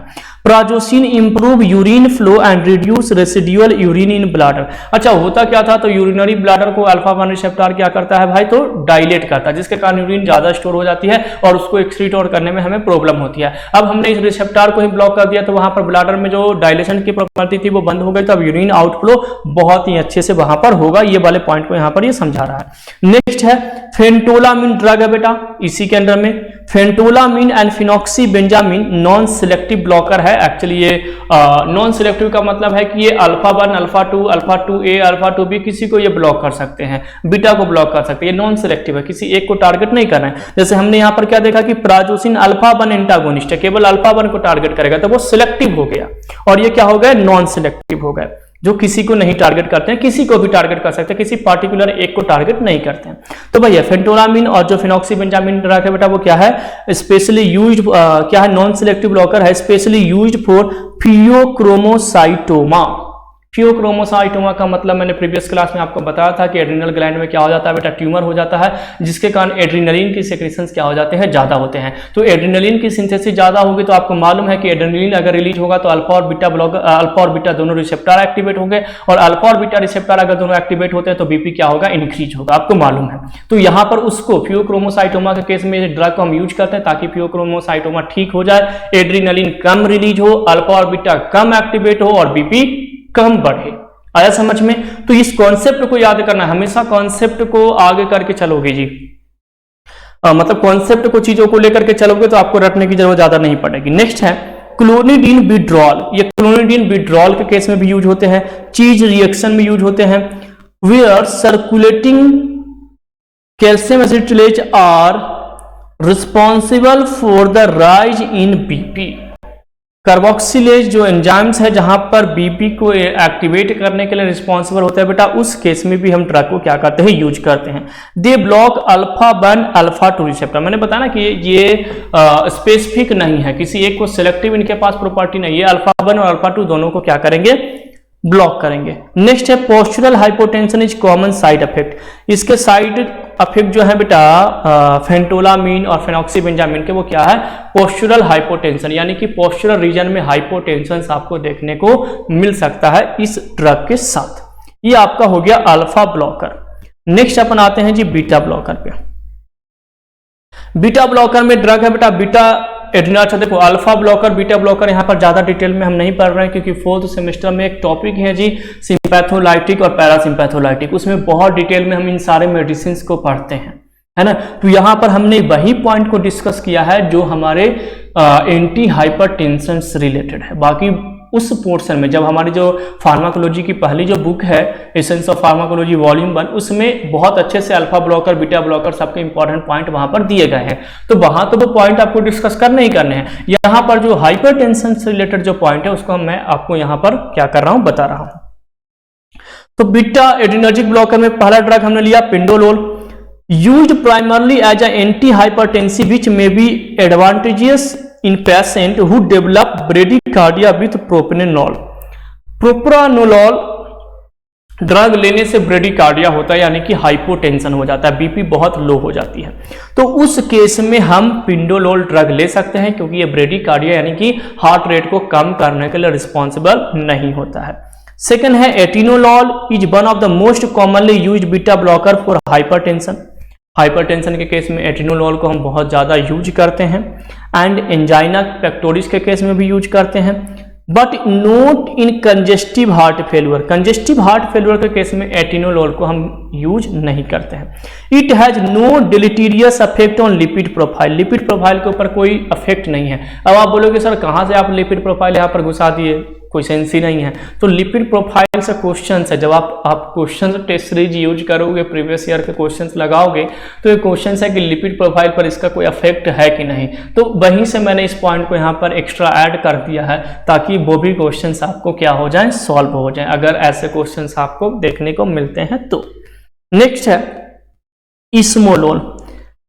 अच्छा, ऑनलाइन क्लासेस होती है तो फिर मस्ती मजाक करने का टाइम नहीं मिलता है, आपसे बात करने का टाइम नहीं मिलता है कि कैसे है, क्या प्रिपरेशन चल रही है, आपका स्ट्रेटजी क्या है, किस प्लान के साथ आप आगे बढ़ना चाहते हो, फार्मेसी के लिए क्या करना चाहते हो, आने वाले टाइम में आप क्या बनना चाहते हो। ऐसी बहुत सारी चीज़ें, कॉलेजेस की बातें, प्रैक्टिकल्स वगैरह, बहुत सारी चीज़ें जो है अपन डिस्कस नहीं कर पाते हैं। बहुत मिस करता हूँ जो आपकी क्लास जो जब मैं लेता था ऑफलाइन जो क्लासेस होती थी बेटा, क्लासरूम प्रोग्राम, तो उसमें मज़ा आता है क्लास लेने में और मतलब सारी चीज़ें अच्छे से चलती हैं। खैर ठीक है, टाइम है, टाइम के अकॉर्डिंग हमें चलना चाहिए। अपन बात कभी और भी करेंगे, कभी लाइव भी आएंगे जिसमें अपन गूगल मीट या जूम के थ्रू अपन एक्टिव होंगे और वहाँ पर अपन क्या हो सकते हैं, एक दूसरे से बात कर सकते हैं। और मेरा मानना है कि बात करना ना करना वो अलग बात है, हम अपनी जो ड्रीम्स है, हमारी जो विशेस हैं उसको हम अचीव करें, हम अपने चीज़ों को क्या करें बेटा, आगे बढ़ें, है ना। चलिए तो अपन आते हैं नेक्स्ट पॉइंट पर। तो इसमोलोल क्या बेटा, is an ultra short acting beta blocker. Ultra short acting beta blocker है। इट शो रैपिड ऑनसेट, बहुत जल्दी ये काम करता है। जैसे ही आपने मेडिसिन लिया और ये अपना काम एक्शन देना शुरू कर दिया, तो rapid onset, short lasting fall in BP attend, IV infusion, intravenous infusion के केस में बहुत फास्ट काम करता है इसमोलोल जी, रैपिड फास्ट एक्टिंग है। It has been used to terminate supraventricular tachycardia. Ventricular region में अगर टैकीकार्डिया है यानी कि कॉन्ट्रैक्शन ज्यादा हो रहे हैं, हार्ट रेट ज्यादा है, उस केस में हम इस ड्रग को यूज करते हैं। इसके अलावा एपिसोडिक एट्रियल फिब्रिलेशन और फ्लटर, फिब्रिलेशन वही है बेटा हार्ट रेट बहुत ज्यादा हो जाना, ओवर हो जाना, तो उस केस में हम बेसिकली इसको क्या करते हैं, यूज करते हैं। And arrhythmia during anaesthesia, anaesthesia यानी जब हम एनेस्थेटिक ड्रग यूज करते हैं किसी को बेहोश करने के लिए, ऑपरेशन करने के लिए, जब हम उसको एनेस्थेटिक ड्रग देते हैं यानी इसको बेहोश करते हैं, तो उस समय भी हम क्या करते हैं, इस मेडिसिन को यूज करते हैं। Also useful for reducing HR यानी कि हार्ट रेट को रिड्यूस करने के लिए, HR का मतलब है हार्ट रेट, एंड बीपी को लो करने के लिए, during and after cardiac surgery, जब हम हार्ट की सर्जरी करते हैं तो उस सर्जरी में उस चीज को कंट्रोल करने के लिए हम इसमोलोल को क्या करते हैं, यूज करते हैं। And early treatment of myocardial infarction, myocardial infarction के केस में भी हम क्या करते हैं, इस ड्रग को यूज करते हैं। तो इसमोलोल का बहुत इंपॉर्टेंस यूज है, एनेस्थेटिक में इसको हम यूज करते हैं, हार्ट के ऑपरेशन यानी सर्जरी में इसको यूज करते हैं। तो ये इसमोलोल वाला पॉइंट आपको बहुत अच्छे से क्या करना है, याद रखना है। नेक्स्ट है बेटा नेबिवोलोल। अच्छा, मैंने आपको बताया ना कि यहाँ पर अपन केवल एंटी हाइपरटेंशन से ही रिलेटेड पॉइंट डिस्कस करेंगे, बाकी इनके और भी फंक्शन है और भी इंपॉर्टेंट ड्रग रिलेटेड पॉइंट है जो हम लोग 4th सेमेस्टर के फार्माकोलॉजी में डिस्कस करेंगे, है ना। लेकिन यहाँ पर हाइपरटेंशन वाले पॉइंट को ही केवल मैं यहाँ पर बुक में लेकर के आया हूँ। तो नेबिवोलोल इज 3rd जनरेशन। ऐसा बोला जाता है कि जो नेबिवोलोल है वो 3rd जनरेशन बीटा ब्लॉकर है ना। जनरेशन का मतलब जो पहले आया वो फर्स्ट, सेकंड आया जो सेकंड, थर्ड आया जो थर्ड, मतलब जैसे जैसा आता है ना, first generation, second generation, iPad mobile आता है, आईफोन या आईपैड आता है, या लैपटॉप आते हैं, 5th generation, 7th generation, 8th generation, 9th generation, यानी जैसे जैसे अपडेट होकर के मार्केट में आते हैं तो जनरेशन बढ़ जाती है। तो नेबिवोलोल जो है याद रखेंगे ये 3rd जनरेशन क्या है भाई, अपना बीटा ब्लॉकर है। रैपिड ऑनसेट बीटा ब्लॉकर, इसका भी ऑनसेट बहुत अच्छा है। It activate endothelial nitric oxide, endothelial layer में जो ब्लड वेसल्स के इंडोथेलियल सेल में या लेयर में जो नाइट्रिक ऑक्साइड है उसको एक्टिवेट करता है। And enhance nitrous oxide production, तो नाइट्रिक ऑक्साइड यहाँ पर एक एंजाइम है सिंथेसेज को एक्टिवेट करता है, जिसके कारण नाइट्रिक ऑक्साइड का फॉर्मेशन होता है और उसके कारण आपको क्या देखने को मिलेगा, वेसोडाइलेशन, जो कि आर्थरोस्क्लेरोसिस को ठीक करने के लिए यूज होता है। मैंने आपको बताया था ना कि आर्थरोस्क्लेरोसिस का मतलब होता है कि लिपिड का डिपोजिशन होना, जिसके कारण ब्लड वेसल्स क्या हो जाते हैं, नैरो होते हैं। किसी कारण से अगर आपने ब्लड वेसल्स को डायलेट कर दिया तो आर्थरोस्क्लेरोसिस क्या हो जाएगा, ठीक हो जाएगा। तो फर्स्ट पार्ट वाली वीडियो में ही मैंने आपको 2 डिसऑर्डर बताया था ब्लड वेसल्स से रिलेटेड, एक आर्थरोस्क्लेरोसिस और एक मैंने बताया था आर्टेरियोस्क्लेरोसिस, है ना। तो वही वाला यहाँ पर क्या है बेटा, कॉन्सेप्ट है। नेक्स्ट पॉइंट है बेटा alpha plus beta adrenergic blocker, यानी ऐसे ब्लॉकर जो अल्फा और बीटा दोनों को ब्लॉक करते हैं। इसमें 2 ड्रग था, लेबेटालोल और कार्बिडिलोल। तो लेबेटालोल जो है बेटा is 3 to 5 time 3 to 5 times more potent in blocking beta than alpha receptor। देखो इसके पास अल्फा और बीटा दोनों को ब्लॉक करने की प्रॉपर्टी है, लेकिन बीटा ब्लॉकर को ये लगभग 3 to 5 टाइम ज्यादा एक्टिवेट करेगा, मतलब ब्लॉक करेगा एज कंपेयर टू अल्फा, यानी कि बीटा पर इसकी पोटेंसी ज्यादा है ब्लॉक करने की। Fall BP both systolic and diastolic. Systolic और डायस्टोलिक का मीनिंग मैंने प्रीवियस क्लास में आपको बताया था कि pressure inside the artery during ventricle contraction is known as systolic pressure, it is 120 mm of Hg, and pressure during artery during ventricles dilation is known as diastolic pressure, it is about 80 mm of Hg। तो systolic और diastolic दोनों pressure को ये क्या करता है बेटा, reduce करते हैं। इसके अलावा क्या बेटा, systolic particularly useful in phaeochromocytoma. Phaeochromocytoma फिर से बढ़ आ गया, एड्रिनल ग्लैंड पे जो ट्यूमर्स हो जाते हैं जिसके कारण एड्रीनलिन का सिंथेसिस ज्यादा होता है, और एड्रीनलिन की सिंथेसिस ज्यादा होगा तो अल्फा और बीटा ज्यादा एक्टिवेट होंगे, अल्फा बीटा रिसेप्टर ज्यादा एक्टिवेट होंगे तो बीपी ज्यादा बढ़ेगी। हमें बीपी कम करना है तो उसको भी ये क्या करता है, ठीक करता है। इसके अलावा क्लोनिडीन विड्रॉल अफेक्ट में आपको यूज करना है। प्रेगनेंसी के केस में pregnancy induced hypertension, pregnancy induced hypertension में भी, यानी अगर कोई प्रेग्नेंट वुमेन्स को हाइपरटेंशन है तो उस केस में भी हम लेबेटालोल क्या कर सकते हैं, दे सकते हैं। एंड हाइपरटेंसिव इमरजेंसी, हाइपरटेंशन की इमरजेंसी में हम ड्रग को यूज कर सकते हैं। Most important side effect is postural hypotension but plasma lipid are not altered. Plasma lipid alter नहीं होता, लेकिन postal hypotension as a side effect आपको इस ड्रग के साथ यानी लेबेटालोल के साथ देखने को मिल सकता है। तो इस पॉइंट को भी आपको क्या करना है जी, ध्यान रखना है, याद रखना है। नेक्स्ट पॉइंट है बेटा, carvedilol also block calcium channel and has also antioxidant property. तो कार्बिडिलॉल के पास अल्फा ब्लॉकर प्रॉपर्टी है, बीटा ब्लॉकर प्रॉपर्टी है, कैल्शियम चैनल ब्लॉकर प्रॉपर्टी है और एंटीऑक्सीडेंट प्रॉपर्टी है। तो 4 प्रॉपर्टी किसके पास है, कार्बिडिलॉल के पास, है ना। तो ये पॉइंट आपको कार्बिडिलॉल से क्या करना है, रिलेटेड, जो यहां पर मैंने आपको बताया है, इस पॉइंट को आपको क्या करना है, याद रखना है। चलिए लास्ट ड्रग है शायद अपना डायूरेटिक्स, है ना। तो डायूरेटिक्स वाले पॉइंट को अपन देख लेते हैं। डायूरेटिक्स में क्या है बेटा, थायाजाइड डायूरेटिक्स से रिलेटेड कुछ पॉइंट है जो हाइपरटेंशन में यूजफुल है। डायूरेटिक्स हम अलग chapter drug acting on kidney में हम पढ़ेंगे, वहां पर और बहुत इंपॉर्टेंट पॉइंट जो ड्रग रिलेटेड पॉइंट है वो बहुत अच्छे से डिस्कस करेंगे। लेकिन हाइपरटेंशन से रिलेटेड जो डायूरेटिक्स का पॉइंट है वो यहीं पर अपन क्या करेंगे, कंप्लीट कर लेंगे।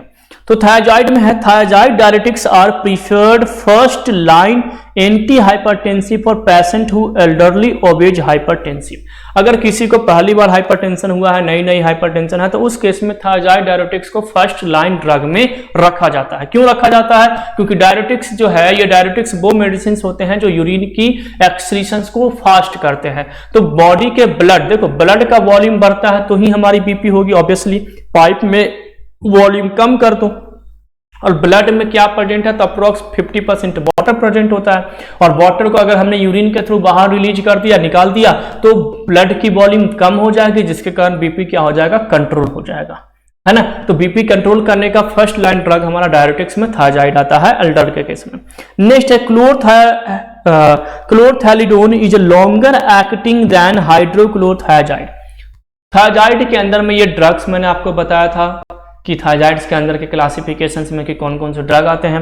तो क्लोरथैलिडोन के कंपेयर में लॉन्गर एक्टिंग प्रॉपर्टी कौन सा करता है,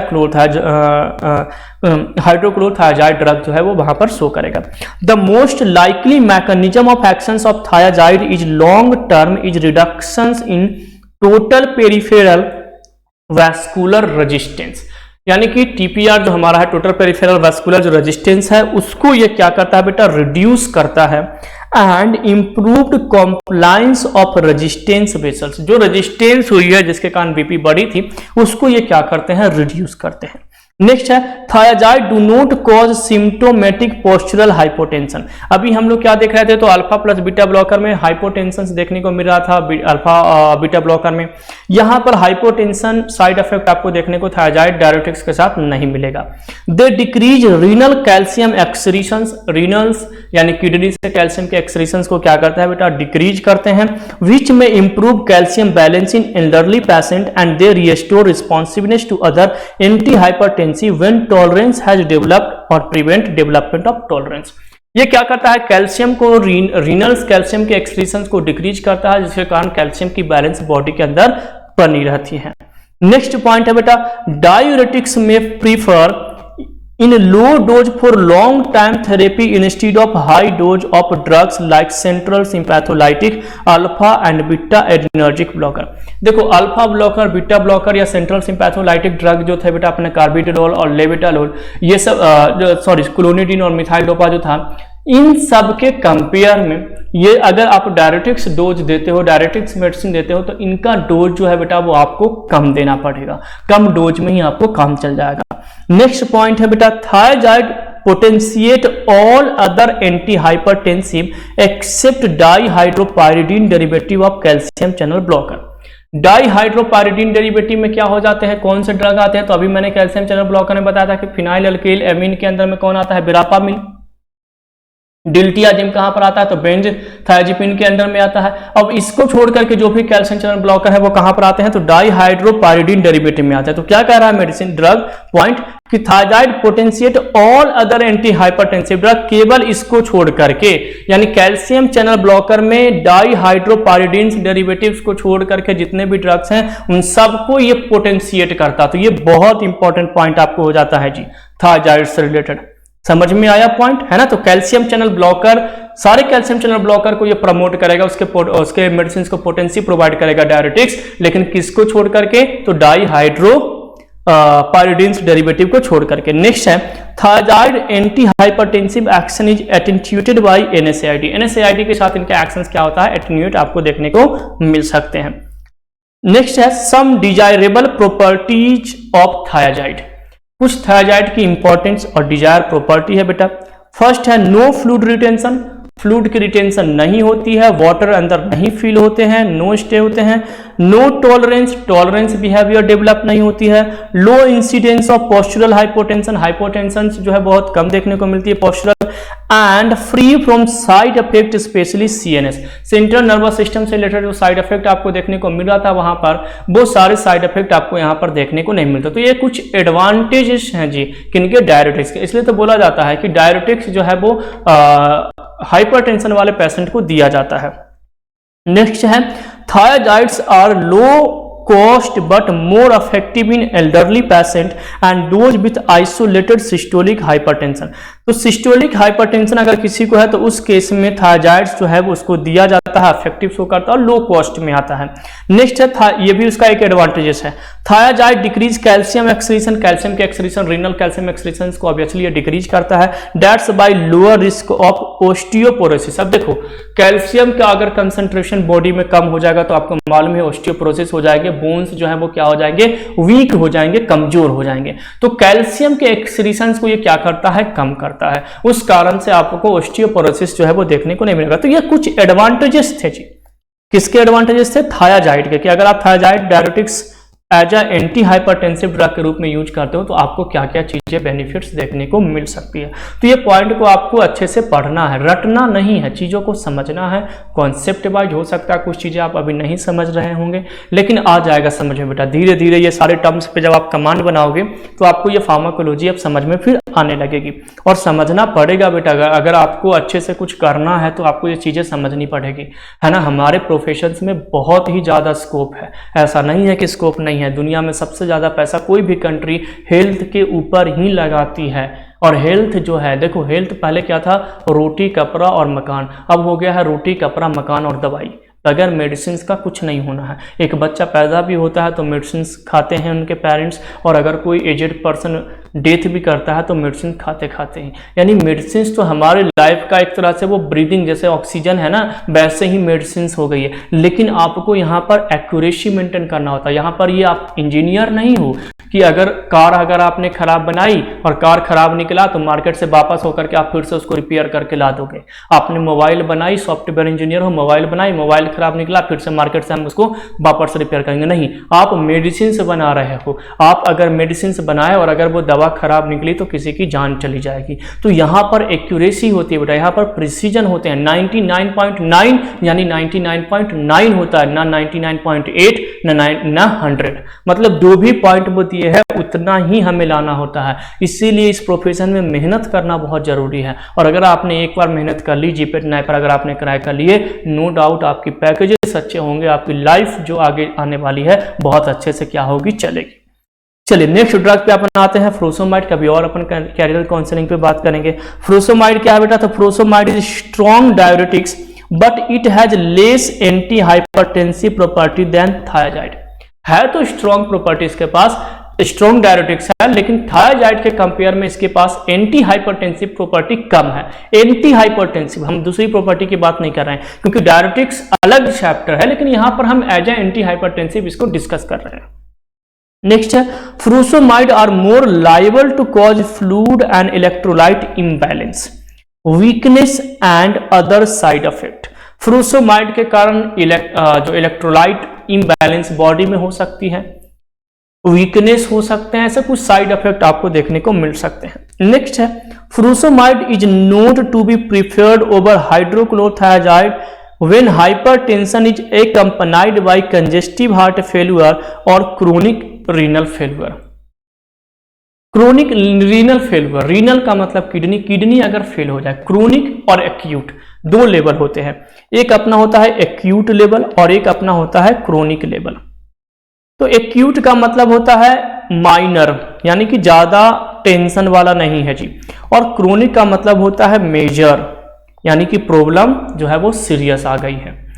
तो क्रोनिक रीनल फेल्यूर अगर किसी को है यानी किडनी किसी का ऑलमोस्ट फेल हो चुका है, उस केस में हम फ्रूसोमाइड ड्रग प्रीफर नहीं करते हैं। उस केस में जो हाइपरटेंशन होती है तो उस केस में हम क्लोरथायाजाइड जो हमारा मेडिसिन है बेटा थायाजाइड डायरेटिक्स का, उसको हम क्या करते हैं, प्रीफर करते हैं। नेक्स्ट है बेटा indapamide. It is chemically related to chlorthalidone. Chlorthalidone जो थायाजाइड डायरेटिक्स में आते हैं उससे रिलेटेड है। And it has selective anti-hypertensive actions against dosage which cause little diuresis with minor side effect। minor side effect के साथ little diuresis प्रॉपर्टी इनके पास show होता है। नेक्स्ट है एल्डोस्टेरोन एंटागोनिस्ट यानी कि स्पाइरोनोलैक्टोन। एल्डोस्टेरोन आपने सुना होगा, ये टर्म्स मैंने आपको बताया था जब एंजियोटेंसिन 1 रिसेप्टर का मैं फंक्शन बता रहा था उस समय। पार्ट सेकेंड में anti hypertensive drug part second में मैंने आपको बताया होगा।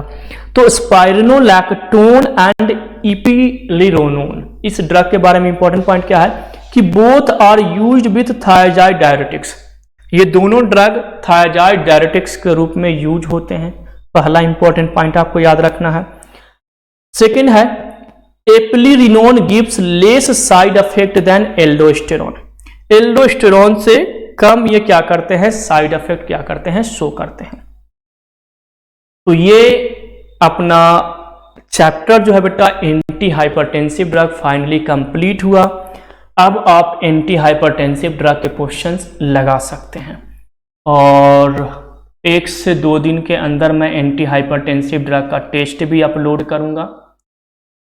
मैं आपको बताऊंगा कि टेस्ट कैसे देना है, कितने क्वेश्चंस हैं, कितने टाइम्स हैं दिए जाएंगे, वो सारी चीज़ें मैं आपको बताऊंगा। तो पहले इस चैप्टर्स को अच्छे से रिवाइज कर लीजिए, उसके बाद आप टेस्ट दीजिएगा। टेस्ट में आपको वो सारी चीज़ें पता चल जाएगा और फिर मैं टेस्ट का लाइव सेशन भी लेकर के आऊँगा, डाउट क्लियरेंस सेशन। जैसे आप टेस्ट दोगे तो 2 या 3 दिन के बाद मैं एक शेड्यूल बनाऊँगा जिसमें मैं लाइव आऊँगा बेटा और उन सारे क्वेश्चंस को सॉल्व करके दूंगा, है ना। तो टेस्ट आपको देना मतलब बहुत ही इंपॉर्टेंट है, कंपलसरी मैंडेटरी तो मेरे साइड से कुछ नहीं है।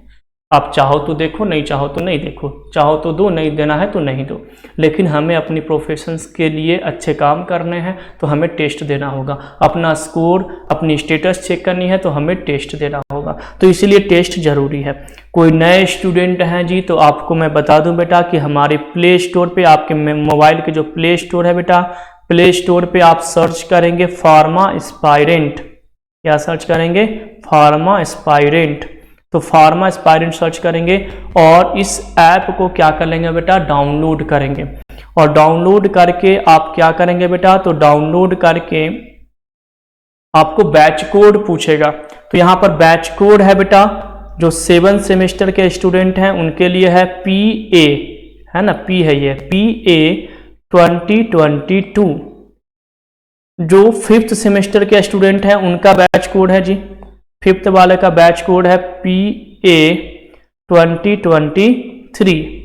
और जो 3rd सेमेस्टर के स्टूडेंट हैं उनका कोड है जी PA 2024। तो पार्टिकुलर इस बैच पे इंटर करेंगे बेटा, वहां पर आपको नोटिफिकेशन जाएगा। जो टेस्ट है बेटा वो आपका इस ऐप पर होगा, फार्मास्पेरेंट ऐप पर। यूट्यूब पे आपके टेस्ट नहीं होंगे, फार्मास्पेरेंट ऐप पर ही आपको टेस्ट होगा। तो फार्मास्पेरेंट ऐप आप लोग डाउनलोड कीजिए। अच्छा, दूसरी चीजें हैं ऐप में बैच कोड पे, वैसे मैंने एक जनरल फार्माकोलॉजी का जनरल जीपेट बैच हमारी चलती है। तो जो बच्चे मुझे ये नहीं बताते हैं कि 7 सेम में है कि 5th सेम में है कि 3rd सेम में है, तो मैं उनको जनरल जीपेट वाले बैच में डाल देता हूँ। उसमें खिचड़ी है, 3rd सेम का भी मैसेज, 5th सेम का भी मैसेज, 7th सेम का भी मैसेज, सारे मैसेजेस जाते हैं। लेकिन मैं आपसे रिक्वेस्ट करता हूँ कि आप पार्टिकुलर 7th, 5th और 3rd सेमेस्टर वाले ग्रुप में आ जाइए, तो आपको ज़्यादा बेनिफिट्स है ना। और वहाँ पर आपको टेस्ट देना होगा। तो ऐप डाउनलोड करके और हमारे यूट्यूब चैनल्स को प्लीज़ सब्सक्राइब कर लीजिएगा बेटा, क्योंकि आपका सब्सक्रिप्शन से ही हमें एनर्जी मिलती है। आप इसको शेयर कीजिए, ज़्यादा से ज़्यादा इसको लोगों तक पहुँचाइए, स्टूडेंट तक पहुँचाइए, अपने जूनियर सीनियर्स और अपने कलीग्स तक पहुँचाइए, ताकि हमें एनर्जी मिलती रहे और आपके लिए हम ऐसे ही अच्छे अच्छे वीडियो आपको बताते रहे। अगर आपको कुछ सजेशंस है तो आप कमेंट में लिख सकते हैं कि सर आप इस तरीके से वीडियो को आप ये कीजिए, तो वो बहुत ही मेरे लिए बेनिफिशियल होगा। तो नेक्स्ट क्लास में मिलते हैं बेटा, नेक्स्ट कॉन्सेप्ट के साथ, नेक्स्ट चैप्टर के साथ फार्माकोलॉजी का। Thanks for watching pharma aspirant.